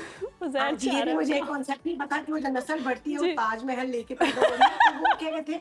लेकिन बात ये कि उसको आपको देखना चाहिए, आपके पार्टनर को वहां आपके लिए स्टैंड करना चाहिए ना। आपके पार्टनर को आपको उस दिनों में ज्यादा डेडिकेट होना चाहिए ताकि आपकी जो वाइफ है जो आपका चश्मा चढ़ा के बढ़ा रही है, उसको mentally relaxation they instead of this anxiety देने के तुम उठ नहीं सकती, तुम खा नहीं सकती, नहीं जा सकती। ये सारी मिथ्स हैं। आप घर में अच्छे तरीके से रहें, अपनी मेडिटेशन करें, अपने पार्टनर के साथ अच्छा टाइम स्पेंड करें, सोशल सर्कल बनाएं, किटी पार्टीज करें, अपने माइंड को रिलैक्स करें, अच्छा हेल्दी फूड खाएं ताकि आप जिस ह्यूमन बीइंग को इस दुनिया में लेके बिल्कुल सही, जबरदस्त टिप्स जी सामने आई हैं। बहुत शुक्रिया नाजिया बारी आपके वक्त का, और इन टिप्स पर अमल करें। अभी वक्त हुआ ब्रेक का, देखते रहिए सुनो पाकिस्तान। वेलकम बैक नाज़रीन, और आज के प्रोग्राम में हम बहुत ही एक अहम मौजू पर बात करने वाले हैं। एक ऐसा मौजू जो हर शादीशुदा जोड़े के लिए बहुत ही अहम है, और वो है शादी और शादी के बाद का रिश्ता, मोहब्बत से इख्तलाफात तक का सफ़र। इब्तदाई खुशियों के बाद अक्सर मियाँ बीवी के ताल्लुकात में बोरियत, फासले और इख्तलाफात आना शुरू हो जाते हैं। क्या ये हर शादी में होता है या इसके पीछे कुछ मखसूस वजूहात छुपी होती हैं? आज वो जानने की कोशिश करें। और शादी में दोबारा मोहब्बत और एतमाद कैसे लाया जा सकता है? कौन से असूल हैं जो रिश्ते को तलाक तक पहुंचने से बचाते हैं? इसी अहम टॉपिक पर डिस्कशन कर लेते हैं। हमें ज्वाइन किया है relationship coach Mrs Khan. Welcome to Suno Pakistan, good morning. शादी के बाद अक्सर ताल्लुकात में मोहब्बत से इख्तलाफात और तनाज़ात तक का सफ़र शुरू होता है, आप इसकी वजह क्या समझती हैं? देखें, इसकी बेटा एक वजह नहीं हो सकती, इसकी कई वजूहात हैं। यस, अगर आपके घर में अगर सास जो बड़ी है, सबसे घर की हेड ऑफ द हाउस है, वो ही 2-3 बहुओं में अगर फ़र्क करे, अगर जैसे कि किसी के पास पैसा ज़्यादा है, जिस बेटे जो ज़्यादा वेल ऑफ है, वेल टू डू है, और ज़रा माँ का ज़्यादा ख्याल कर लेता है या ज़्यादा थोड़ा सा स्पेंड करता है, तो माँ उसके गाने लग जाती है, माँ उसकी साइड लेने लग जाती है, माँ उसके बच्चों को ज़्यादा प्यार करती है, उनकी जो शरारतें होती हैं या उनके अंदर जो कमियां होती हैं, इवन यहाँ तक के बहू में भी अगर कमी होगी उसको वो ढांप लेगी। जब ऐसा होगा चक्कर घर में कि दूसरे बहुओं को इतनी इम्पोर्टेंस नहीं दी जाएगी, और जो बहू जिसका मियाँ वेल ऑफ है, ज़रा ज़्यादा खर्चा करता है सास ससुर पर या घर पे ज़रा ज़्यादा खर्चा करता है, तो वाह और ताली उसी के लिए बजती है। ये तो सब घर का हाल है, ये तो आपको पता है। जहाँ पैसा होता है वहाँ की बोली बोली जाती है, तो ये घर में होता है। जब ये ऐसा होना शुरू हो ये तो जाए, ओवरऑल हम तो घर की सूरत हाल की बात करें ना कि सास से कैसा ताल्लुक होता है, लेकिन हम देखते हैं कि मियाँ बीवी के दरमियान भी अगर शुरू में अगर लव मैरिज है या अरेंज है, तो बहुत एक हनीमून पीरियड टाइप चलता है, दोनों एक दूसरे को पसंद भी कर रहे होते हैं, वो सारी बातें अच्छी लग भी रही होती हैं, और थोड़ी अरसा गुजरने के बाद वो हर बात बुरी लगती है जो पहले अच्छी लग रही हो। तो ये बोरियत, ये फासले क्यों बढ़ना शुरू हो जाते हैं? बिल्कुल। अच्छा, अब ये होता है कि पहले तो आप you are flying high in the sky, आप पहले हर बात उसको अच्छी समझ रहे होते हैं, आप प्रैक्टिकल लाइफ पे नहीं आए होते। नहीं यू गेट माय पॉइंट। आप जब प्रैक्टिकल लाइफ में आते हैं, जब आपको उस शौहर की खिदमत करनी पड़ती है, जब 4 रोटियां घर में पकानी पड़ती हैं या घर में कुछ काम करना पड़ता है या सास को कुछ बनाकर देना होता है, तो बहुत चुभती हैं ये बातें। या ससुर के लिए कि बैठे हुए हैं, अब हम बूढ़े हो गए, बेटा ये ला दो, बेटा वो कर दो। ऐसे पहले तो नहीं ना होता था। आपको घर में काम नहीं करना पड़ता था, आपको उनके घर के रस्म रिवाज का नहीं पता होता था, आपके उनके घर के तरीकों का नहीं पता होता था, आपको ये नहीं पता होता था कि सुबह कितने बजे उठना है, सबको नाश्ता बनाना है, देना है। अगर नौकर हों तो तब भी आपको उनके साथ खड़े होकर काम करना है, लोगों को देखना है, सबको आते जाते मियाँ को शौहर को तैयार करके भेजना है। फिर बच्चे हो जाते हैं, उसकी कितनी रिस्पॉन्सिबिलिटीज हो जाती हैं। तो औरत समझती थी कि हाँ ये हरा हरा मुझे हर वक्त नजर आएगा। उसको पता नहीं है it's a bed of thorns. शादी is all, I would say it's a bed of thorns, लेकिन it's a bed of roses to.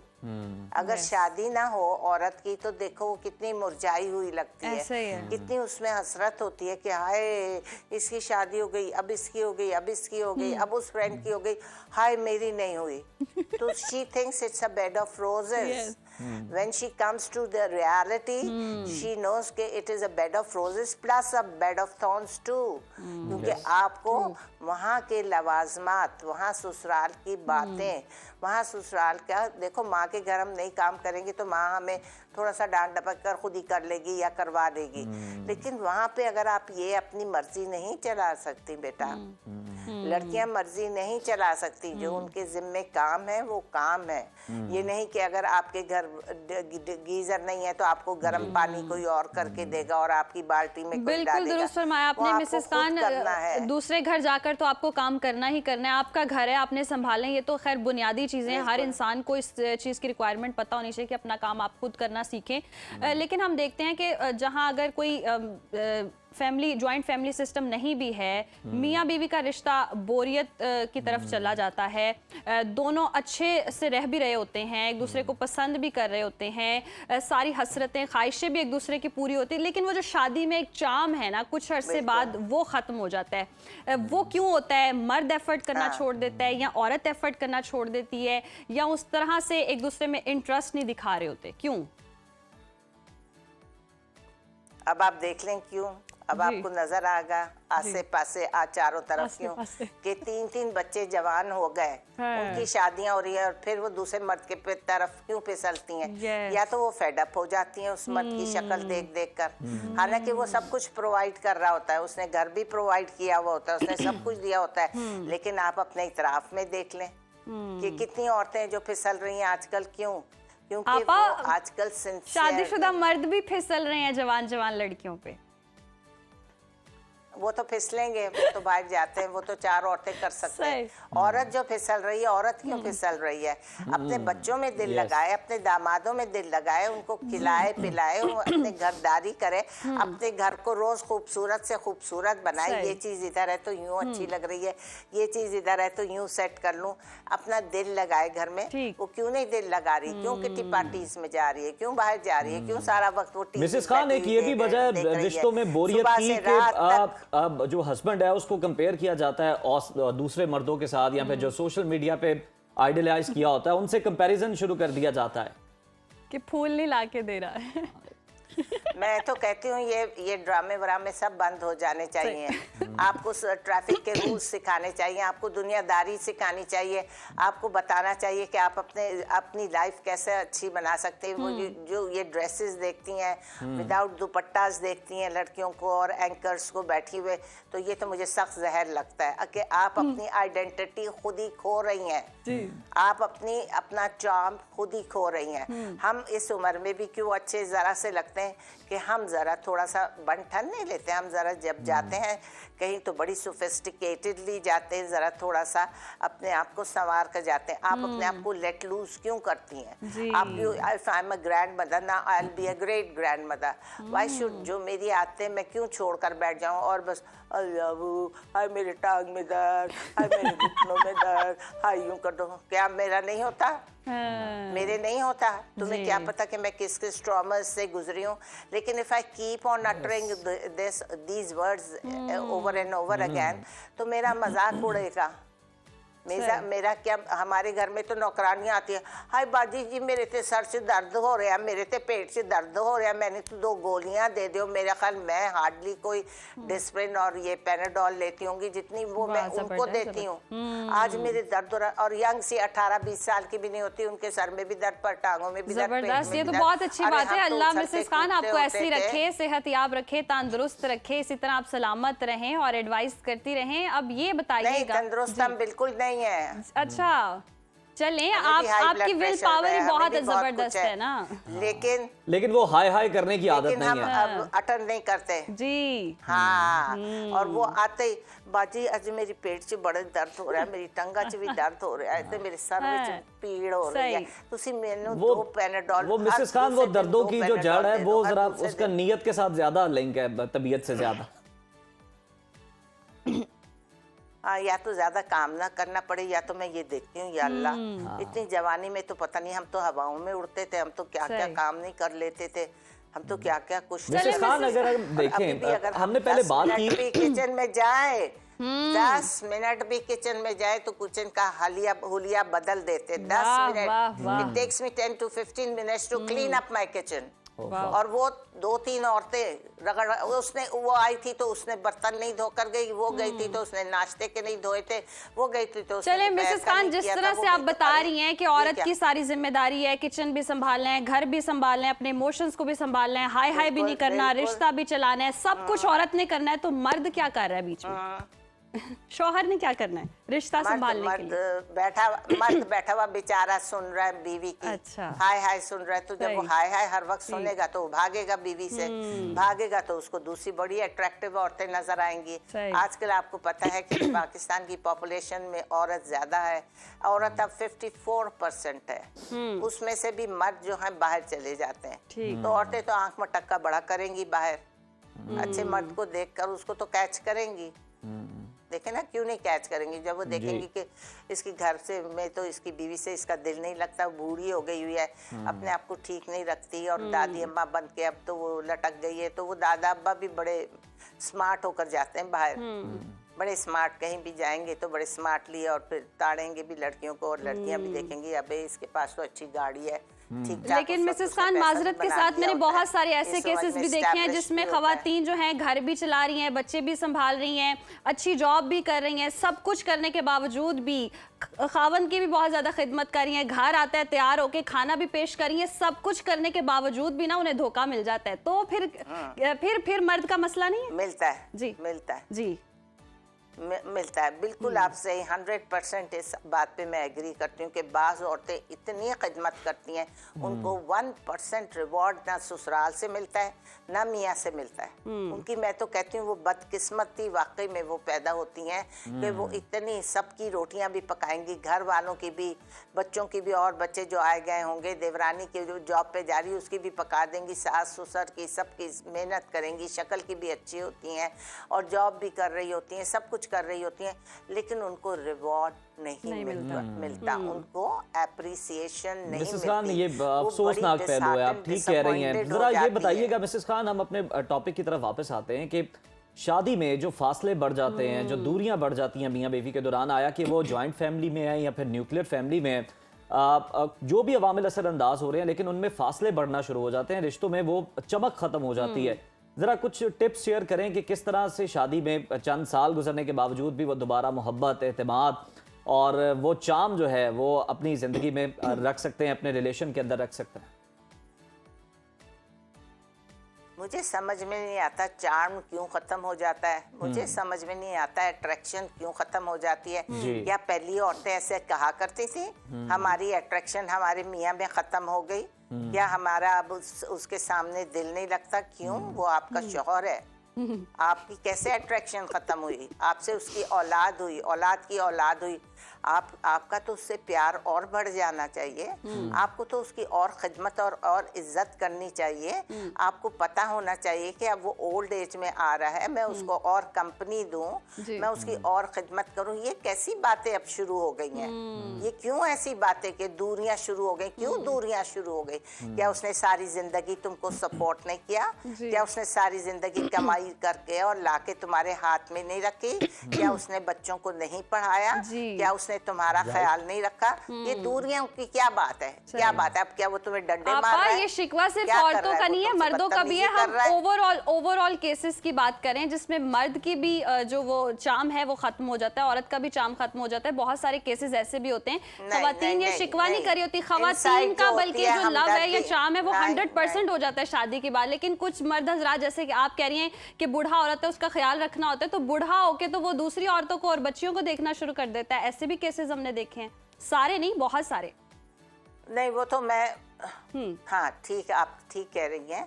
तो फिर औरतों को भी जरा थोड़ा सा सही रहना चाहिए। औरतों की भी जुबानें ज्यादा नहीं चलनी चाहिए। औरतों को भी प्यार मोहब्बत से रहना चाहिए। जो औरतें अपने प्यार मोहब्बत से अपने शौहरों के साथ रहती हैं, वो शौहर ज्यादातर लेफ्ट राइट नहीं होते। लेफ्ट राइट जब भी होते हैं जब औरत उसको तंज करती रहती है, उसकी हर बात पर उसको टोकती रहती है और हर बात पर उसको ये कहती है देखो उसके पास ये आ गया तो मेरे पास ये।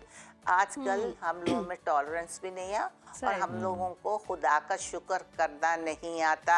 ये देखो कि तुम्हें ये भी दिया, खुदा ने ये भी दिया है, ये भी दिया, इसका तो पहले शुक्र अदा करो, फिर और भी मांग लेना। और मांगोगी तो अल्लाह मियाँ कहता है तू मुझसे मांग मैं तुझे दूंगा। जब आप खुदा पे भरोसा नहीं करती, जब आप खुदा से ही नहीं मांगती और अपने शौहर को ही खुदा समझ कर उसी से टर मांगती रहती हैं, ये अब ला के देना, अगर ये नहीं लाए तो घर में मत आना, या यूं नहीं करना, यूं नहीं करना, कहीं से भी लाओ, चाहे चोरी करो चाहे डाका कर मारो तो मुझे ला कर दो। ये ब्राइबरी क्यों इतनी शुरू हुई? ये तो हर केस में बस अल्लाह से ही मांगना चाहिए, यकीनी तौर पर। बहुत दुरुस्त फरमाया आपने, बहुत शुक्रिया मिसेस खान आपके वक्त का।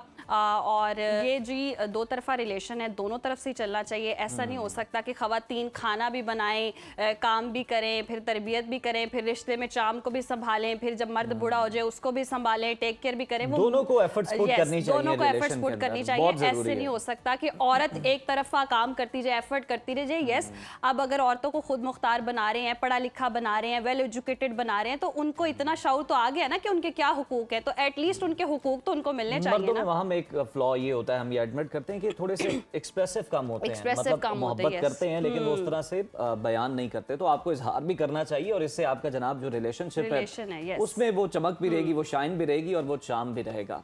प्रोग्राम में ब्रेक शामिल करते हैं, स्टे विद अस। फिर से प्रोग्राम में आपको खुश आमदीद कहते हैं। और नाजरीन, सर्दियों का मौसम है और सर्दियों के मौसम में क्या क्या चैलेंजेस है ये हम अपने प्रोग्राम में ज़रूर डिस्कस करते हैं। और चेहरे पर हम देखते हैं खुश्की आ जाती है, होंठ फटने लग जाते हैं, होंठ फटने लग जाते हैं और खुश्क खांसी जैसी अलामात अक्सर मामूली तकलीफ लगती हैं, मगर बाज़ औक़ात ये सेहत के लिए ख़बरदार करने वाली ख़तरे की घंटी होती हैं जो जिसको इग्नोर कर रहे होते हैं।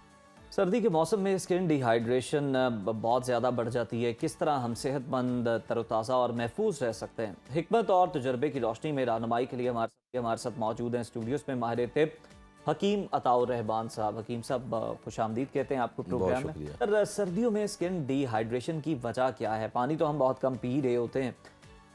इससे बचने के लिए और अपनी स्किन को फ्रेश रखने के लिए, हेल्दी रखने के लिए कौन से तरीके हैं जो कि हम आजमा सकते हैं? जी, बिस्मिल्लाहिर्रहमानिर्रहीम।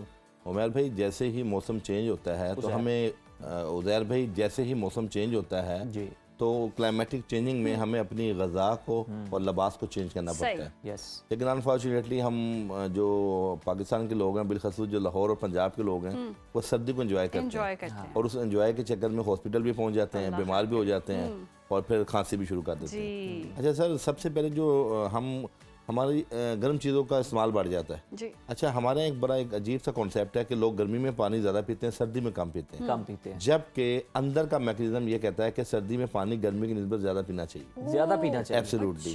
देखिए, गर्मियों में आपने पानी पी भी लेना तो पसीना भी आ रहा है, आपके नमकियात अगर खारिज हो रहे हैं, लेकिन सर्दियों में पसीना नहीं आता और आपकी खाई हुई खुराक जो है गर्म खुराक उसको जज़ब कर देती है पानी। लेकिन हकीम साहब पानी पिया ही नहीं जाता सर्दियों में तो। देखिए सर, मैं तो अपना एक मुशाहिदा आपके साथ शेयर करूंगा। मतलब परिंदों को हम पानी डालते हैं, गर्मियों में डालते हैं तो उन्होंने पूरा वो खत्म किया होता है, सर्दियों में डालते हैं तो लगता है जितना था अगले दिन भी उतना ही है। बिल्कुल, उन्होंने भी ये बात पानी आपकी पीना छोड़ वजह है। दिया। देखिए हम अब हमारी खुराकें देखें, अगर पुराना दौर नहीं है कि आप देसी घी खा रहे हैं, आप जनाब वो चूरी खा रहे हैं, आप जनाब को ऐसी चीजें खा रहे हैं जो खुश्की जायल करे, तरावट बहाल करे, रोगनियात लोग पीते थे। अब तो आप देखें गर्म चीजों का दौर है कि आप मुरगन चीजें खा रहे हैं, एक टाइम में 3 गोश्त खा रहे हैं, 3 किस्म के मल्टीपल खाने खा रहे हैं, नट्स खा रहे हैं, चाय का इस्तेमाल बेदरेक बहुत ज्यादा हो रहा है, दिन में 5-5 7 कप चाय पी रहे हैं। फिर सबसे बढ़ के जो नशा है, चाहे इसका सिगरेट का है या किसी भी चीज का है, वो भी आपको डिहाइड्रेट करता है। बहुत से लोग हमारे सिगरेट पीते हैं, पान खाते हैं, गुटखा रखते हैं, जो आपके पानी जज़ब कर लेता है, तंबाकू बॉडी का पानी जज़ब कर लेता है। बाज़ वक़्त हमें नहीं मालूम होता कि हमारी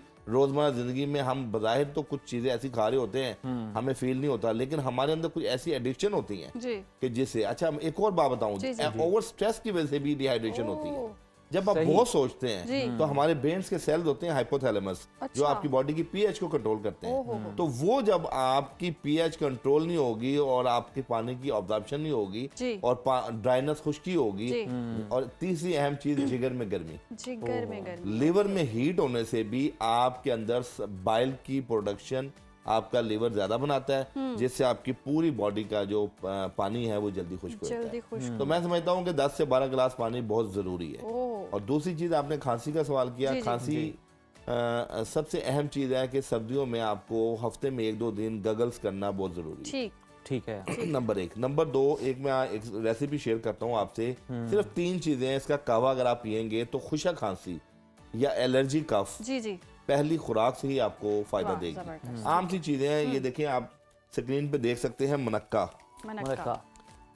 किशमिश जैसे होती है, सूगी होती है, ये बीज वाला होता है, इसका मनक्का कहते हैं। इस मनक्का को आप जो है ना कोई 5 अदद मनक्का ले लें, ठीक, और एक दवाई होती है बरगे बांसा, ठीक है, ये आप तकरीबन, ये लकड़ियां से बारीक हैं, इसके 1/4 के बराबर टीस्पून के बराबर ये भी आप कावे में डाल लें।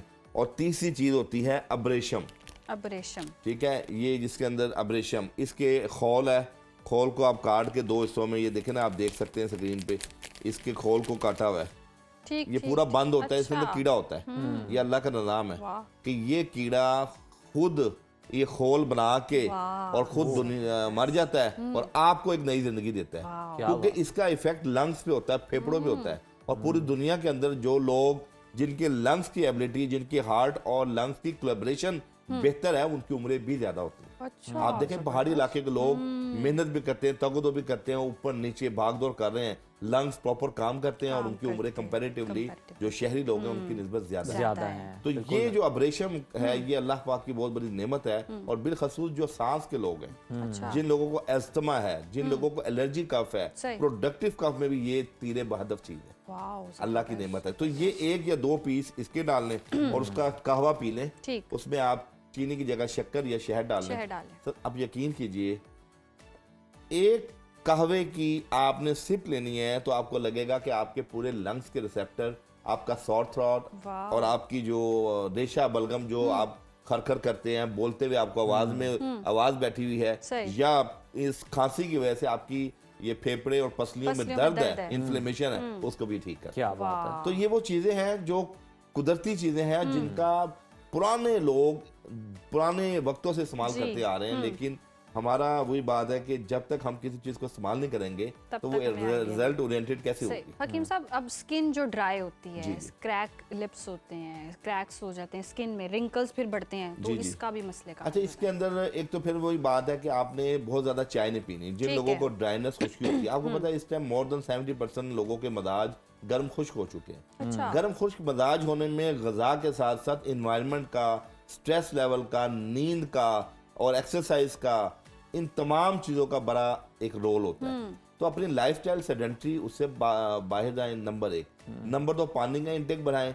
नंबर 3, सर्दियों के अंदर वो सब्जियां जो खुश्की जाहिर करें, तरावट बहाल करें। मिसाल के तौर पे कद्दू है, टिंडे हैं, तोरियां हैं, इसी तरह वो शलजम है। देखें हम लोगों को अब इस तरफ आना है, अब नेचुरल की तरफ आपको आना है, ऑर्गेनिक की तरफ आपको आना है। अगर आप अच्छी सेहत चाहते हो, पूरी दुनिया में जेविटी के ऊपर परेशानी हो चुकी है कि औसतन उम्रें कम होती जा रही है पूरी दुनिया की। उसकी क्या वजूहत है? उसके पीछे मेन वजह यह है कि हम लोग कुदरती चीजों से इनहराफ कर लिया है और केमिकल वाली चीजों को रिप्लेसमेंट में ले आए हैं। अच्छा, इसके लिए भी मैं आपको बताऊं कि हमारा एक बहुत पुराना घरों में टोटका, आप भी नोट करती होंगी कि ग्लिसरीन, ठीक जी, अर्के गुलाब और उसमें विटामिन ई के एक आध कैप्सूल डाल के और एक आध ड्रॉप, ज्यादा नहीं, लेमन का डाल के उसका मिक्सचर बना लें।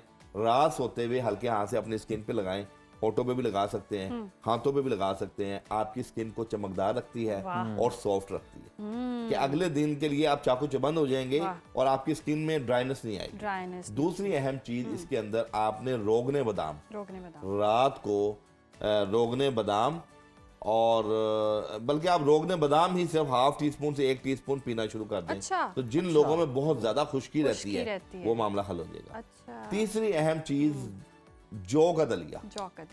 जो लोग जौ का दलिया और दूध का इस्तेमाल हफ्ते में 2 दिन करते हैं, नेचुरल तौर पे बॉडी में फाइबर मिलता है और फाइबर आने से भी उनकी खुश्की जाहिर आती है, तरावट बहाल होती है। अच्छा, तो ये थोड़ी सी हल्की फुल्की सी टिप्स हैं जिसको आप अप्लाई करके अपने मजाज को, अपने टेम्परामेंट को और स्किन की जो ड्राइनेस है, खुरदरापन है या आपकी वो जिसके अंदर। अच्छा हकीम साहब, आपने कहा कि गर्म खुश मिजाज हो जाता है आजकल, देख रहे हैं सबका, और इसमें हम ड्राई फ्रूट्स भी, हमें लगता है कि सर्दियों में बहुत तवातुर के साथ ड्राई फ्रूट्स खाना भी बहुत फायदेमंद होती है। कितना डेंजर? ड्राई फ्रूट खाना कोई बुरी बात नहीं, अच्छी बात है। सर्दियों में गर्मियों में फलों का इस्तेमाल ज्यादा है, सर्दियों में ड्राई फ्रूट का। लेकिन हमारे यहाँ ड्राई फ्रूट को ड्राई कंडीशन में लिया जा रहा है। आप गाड़ी में बैठे हैं, आपके वो वक्त नहीं, आप ड्राई फ्रूट खा रहे हैं, आप अपने ऑफिस में रखा हुआ है। देखिए, ड्राई फ्रूट का कॉन्सेप्ट ये है कि आप चाहे एक मुट्ठी भर के तमाम चीजें ले लें, जिसमें काजू भी हैं, पिस्ता भी है, बादाम भी हैं, लेकिन उसके साथ आप थोड़ा सा देसी सौगी भी लें। अच्छा। नंबर 1। नंबर 2, आप ड्राई फ्रूट के साथ आधा कप या 1 कप कोसा दूध पिए। वो ड्राई फ्रूट आपके जुज़े बदन भी बनेगा और वो खुश्की भी नहीं करेगा। मोस्टली ड्राई फ्रूट ऐसे हैं, काजू है जो खुश्क मिजाज रखता है, इस तरह कई और ऐसे हैं जिसमें आप नमकियार डाल के ये रोस्टेड करते हैं तो वो भी थोड़े से ड्राई हो जाते हैं। अखरोट है। जब आप ये तमाम ड्राई फ्रूट को कोसे दूध, नीम गर्म दूध से लेंगे तो यकीन कीजिए कि उसका बेनिफिट कंपैरेटिवली ड्राई फ्रूट की निस्बत ज्यादा हो। जबरदस्त। अच्छा हकीम साहब, सर्दियों में ख़ास तौर पर बहुत ज़्यादा एलर्जी के भी मसाइल हो जाते हैं, इन्फेक्शन भी हो जाता है। ये किस किस किस्म का हो सकता है? आपके पास किस तरह के मरीज आते हैं सर्दियों में ख़ास तौर पर, और हल क्या है इनका? जी, सर्दियों में इन्फेक्शन बेसिकली बॉडी में कहीं भी हो सकता है। असल में हमारे यहाँ लोग जैसी सर्दियाँ आती हैं तो मुरगन चीज़ों का इस्तेमाल बढ़ा देते हैं। मिसाल के तौर पे पाए खा रहे हैं लोग जी, मिसाल के तौर पे आप घरों में जनाब वो हरीसे बना रहे हैं और आप बारबेक्यू का इस्तेमाल सर्दियों में बढ़ जाता है। तो आप ये देखें, बारबेक्यू को आप सिर्फ गोश्त देखते हैं कि जी मैं तो बगैर ऑयल के गोश्त खा रहा हूँ, अपना बारबेक्यू ले रहा हूँ, लेकिन बारबेक्यू के अंदर जो कोयले का धुआं लगता है, अच्छा, वो एमोनिया है। अच्छा सर, आप देखें ना, आप थोड़ा सा बारबेक्यू ज्यादा लेंगे ना तो आपकी तबीयत में तलखी आती है। अच्छा, हर गजा की एक अपनी एक मैकेनिज्म होता है, लेकिन आप गोश्त इस टाइम खतरनाक नहीं है। जब कोयले का धुआं बहुत ज्यादा उसको लगता है, वो आपकी बॉडी में भी बाज़ औक़ात अल्सर भी पैदा करता है। अच्छा। आपकी बॉडी के अंदर ड्राइनेस, खुश्की भी पैदा करता है। आपको पता है ये जो हमारे एक मर्ज होता है पाइल्स, बवासीर, जो कब्ज की वजह से होता है, एक ऐसा मर्ज इसके साथ है जिसको हम फिस्टुला कहते हैं, जो कि मक्कस से हट के फोड़ा बनता है। वो भी इन चीजों की वजह से होता है जिसमें मसाले हो और एमोनिया ज्यादा हो। और तीसरी अहम चीज है फिशर कट्स। जब आपकी बॉडी ड्राई होती है तो आपके वो ऑर्गन जहाँ से आपकी बॉडी का इखराज होता है, टॉक्सिन का इखराज होता है, उसके जो मसल्स हैं, उसके सॉफ्ट टिश्यूज हैं, वहाँ कट्स पड़ना शुरू हो जाते हैं। तो ये है कि आप अपनी ग़िज़ा के अंदर दूध का भी इस्तेमाल करें, आप अपनी ग़िज़ा के अंदर दही का भी इस्तेमाल करें, आप अपनी ग़िज़ा के अंदर केला भी इस्तेमाल करें, फाइबर है नेचुरल। आप अपनी ग़िज़ा के अंदर पपाया, अमरूद और ये जो है जिसको हम कहते हैं आड़ू, यानी ये मौसमी तौर पर ये फल का इस्तेमाल करें। और तीसरी अहम चीज़ सर्दियों के अंदर इंजीर नेचुरल फाइबर है, कॉन्स्टिपेशन का इलाज है, इन्फेक्शन क्योर करता है। और जो कॉम्प्लिकेटेड डिजीज आपकी बॉडी में सर्दियों में आती हैं, वायरल डिजीज या जिसे आप कह लें मुतअद्दी अमराज जो फैलने वाले हैं, उसके अंदर आपकी इम्यूनिटी को इनहांस करता है। ये ट्रेंड लोगों में, बच्चों में, बड़ों में होना चाहिए कि आपके घर में इंजीर पड़ी हो, 1-2 दाने आप सुबह में या बेड टाइम पे इंजीर के लें। आपकी इम्यूनिटी जब मजबूत होगी तो आपके इर्द गिर्द खतरनाक से भी खतरनाक बीमारी का आप मुकाबला कर सकते हैं सही। बतरीके ऐसा। बड़ी जबरदस्त इस्लाह आपने की है हकीम साहब के मतलब एक तो ड्राई फ्रूट जो हम खा रहे होते हैं वो नुकसान किस तरह से दे रहा है, इतनी फायदेमंद चीज, उसका जनाब आपने भरपूर फायदा कैसे ले, बारबेक्यू से आप किस तरह से इज्तनाब कर सकते हैं, मुश्किल है लेकिन जनाब आपको बचना चाहिए, नुकसानात जो हैं हकीम साहब ने बताएं और जिस तरह से जो इलाज बताया, जो चीज़ें बताई हैं, कावे बताए हैं, उन पर आप अमल करें तो जनाब आपकी ना सिर्फ सर्दियां बल्कि जिंदगी बड़ी अच्छी गुजर सकती है। बहुत शुक्रिया हकीम साहब आपके वक्त का, और ये नुस्खे अपनाएं और अपनी सर्दियां जो हैं वो हेल्दी ज़बरदस्ती गुजारें और एंजॉय भी आप साथ साथ कर सकते हैं। यहाँ वक्त हुआ ब्रेक का, देखते रहिए सुनो पाकिस्तान।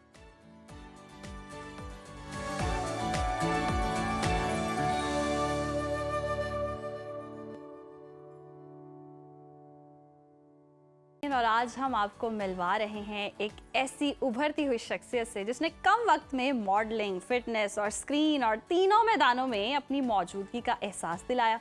एक ऐसा सफ़र जो फैशन इंडस्ट्री से शुरू हुआ, डिसिप्लिन और फिटनेस के ज़रिए निखरा और हाल ही में शो लाजवाल इश्क तक जा पहुंचा। एक ऐसा प्रोग्राम जिसने नाजरीन की तवज्जो भी हासिल की और सोशल मीडिया पर मुख्तलिफ राय भी हमने देखा कि बहुत ज़्यादा इस पर दी गई, क्रिटिसाइज़ भी किया गया, लेकिन चल रहा है अभी भी प्रोग्राम जी। जनाब मॉडल, एक्टर, फिटनेस एंथुसियास्ट और इंटीरियर आर्किटेक्ट सैयद शहराज अली की कहानी उन नौजवानों के लिए ख़ास तौर पर बड़ी इंपॉर्टेंट है जो कि आज हम डिस्कस करेंगे। वो नौजवान जो बहुत सारे ख्वाब देख रहे होते हैं एक ही वक्त के अंदर और हर ख्वाब को जनाब वो पूरा भी करना चाह रहे होते हैं और उसकी ताबीर के लिए तगदौ भी करते हैं। तो बात करेंगे लाजवाल इश्क के इंतखाब और हकीकत की, मॉडलिंग की दुनिया के चैलेंजेस की, फिटनेस और डिजिटल प्रेजेंस की अहमियत भी जानेंगे क्योंकि हमारे जो गेस्ट हैं शहराज ये बहुत एक्टिव हैं सोशल मीडिया पर और मेरा ख्याल है बाकी बातें उन्हीं से करते हैं और उन्हीं से जानते हैं। शहराज आपको वेलकम कहते हैं सुनो पाकिस्तान में और बहुत अच्छा लगा आप आज यहाँ पे स्टूडियोज में आए हमारे साथ। सबसे पहले तो ये जो लाजवाल इश्क पे सवाल आया था कंट्रोवर्सी इससे आगाज ना हो तो फिर मज़ा नहीं आता। ये बताएं कि आपका इंतखाब कैसे हुआ, किन बुनियादों पर हुआ और सिलेक्शन के दौरान क्या कुछ होता रहा, जरा आप स्टोरी टेलिंग करें। सबसे पहली चीज़ तो ये कि लाजवाल इश्क जो है वो एक फॉर्मेट है जो कि कपल अप होना है आपको, और टर्की में जो प्रोग्राम जो शूट हुआ था। सही। अच्छा, जब हम लोगों ने, मुझे वो ये था कि मैं ऑलरेडी जो एक जगह पे ट्रैवल करने के लिए अपनी सारी डॉक्यूमेंट्स करके बैठा हुआ था, मुझे जाना था कहीं पे, तो मैं कह रहा चलो वेकेशंस कर कर आते हैं। तो अभी देख ही रहता कि इंस्टाग्राम पे एक चीज़ पॉप अप होती है और स्टोरी मेरे एक बहुत अच्छे पुराने मेरे कोऑर्डिनेटर थे, फैशन कोऑर्डिनेटर, तो उन्होंने एक स्टोरी डाली हुई थी कि भाई लोग चाहिए एक रियलिटी शो है टर्की में, ठीक है। मैंने कहा यार कितने लोगों ने अप्लाई कर दिया होगा, मैंने कहा चलो मैं पूछ लेता हूँ। मैंने उससे पूछ लिया, उसने कहा यार आगे तुम स्क्रीन टेस्ट दे दो, आगे भेज देंगे, देखते हैं क्या होता है। मैंने स्क्रीन टेस्ट दिया, अब चले गए। उसके नेक्स्ट डे फिर मुझे कहा गया कि यार आप जो है ना, आपकी एक जूम मीटिंग है। मैंने कहा यार ये बेवकूफ बना रहे हैं क्यों होगी, मेरी स्क्रीन टेस्ट भी दे के आ गया, मगर फिर भी मुझे डाउट थे हाँ कि मैंने कहा नहीं ऐसा कुछ होगा नहीं, ये ऐसा ही है ना।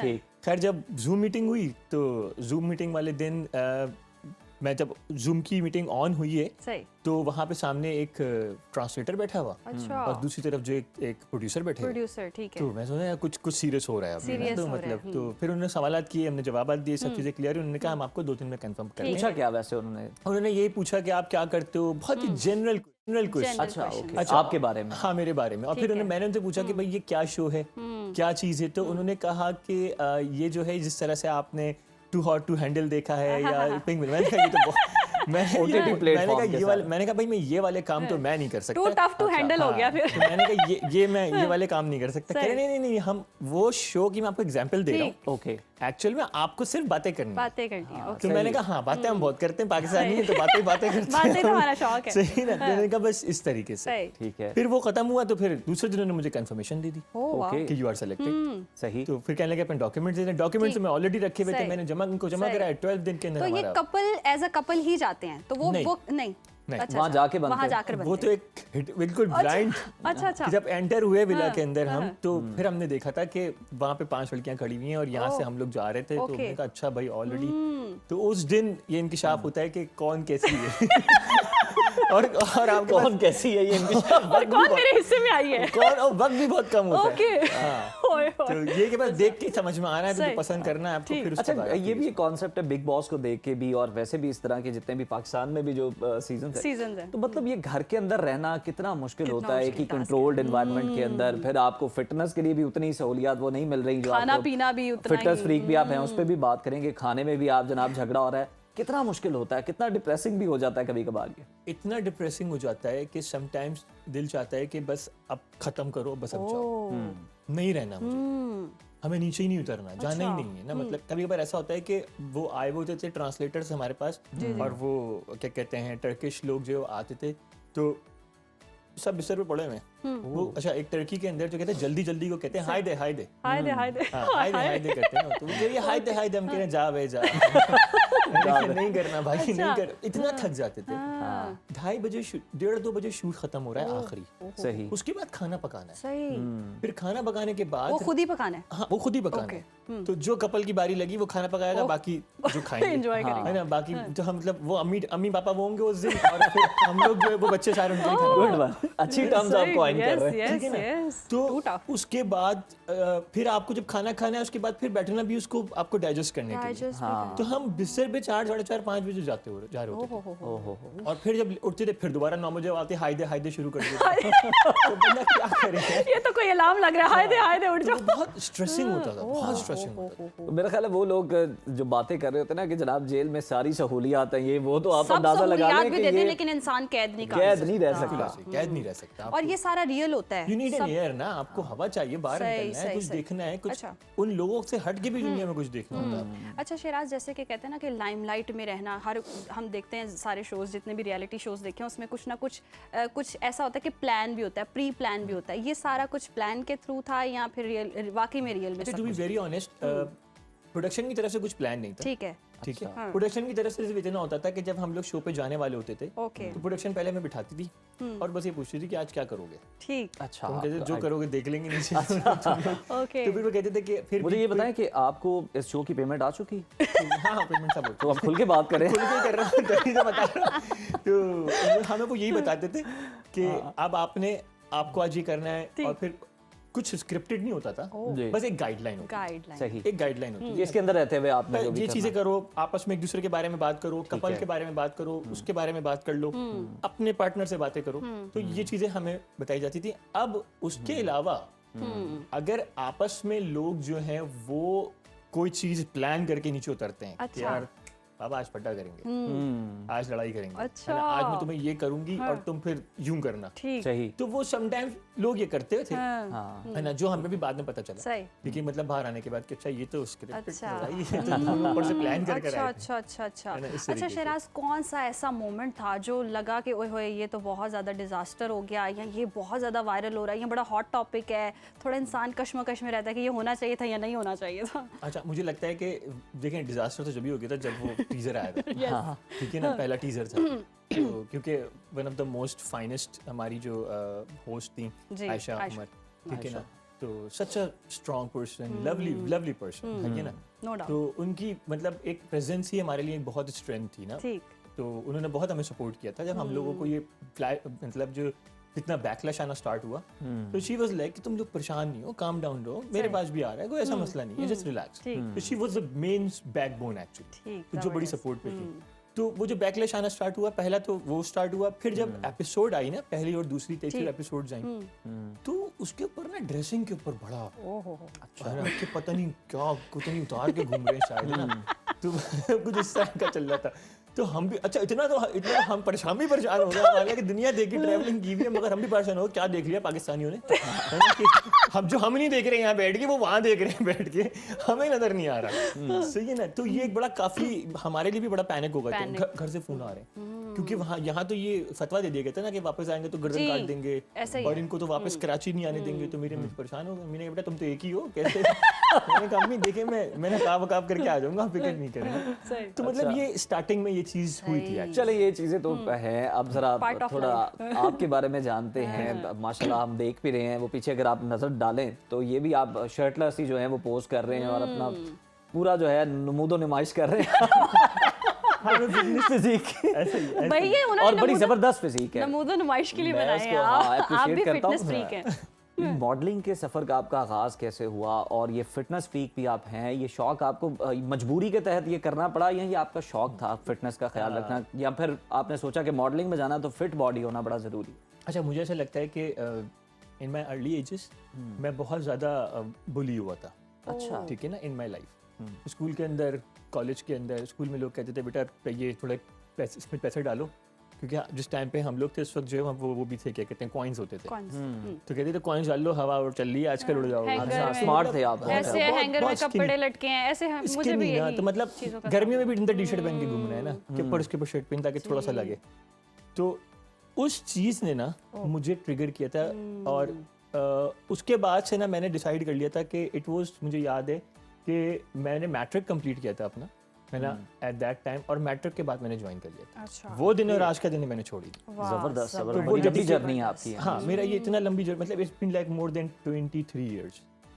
तो फिटनेस मेरा एक 23 साल हो गए। फिर आप जरा जो देख रहे हैं नौजवान, उन्हें कोई टिप भी दें, उन्हें बताएं कि क्या करें वो। मैं बहुत बेसिकली मैं फिटनेस एंथुसियास्ट हूँ, और मैं लोगों को बताता भी रहता हूँ, ठीक है, और उनको समझाता भी रहता हूँ कि देखो हर चीज़ के लिए ना डिसिप्लिन चाहिए।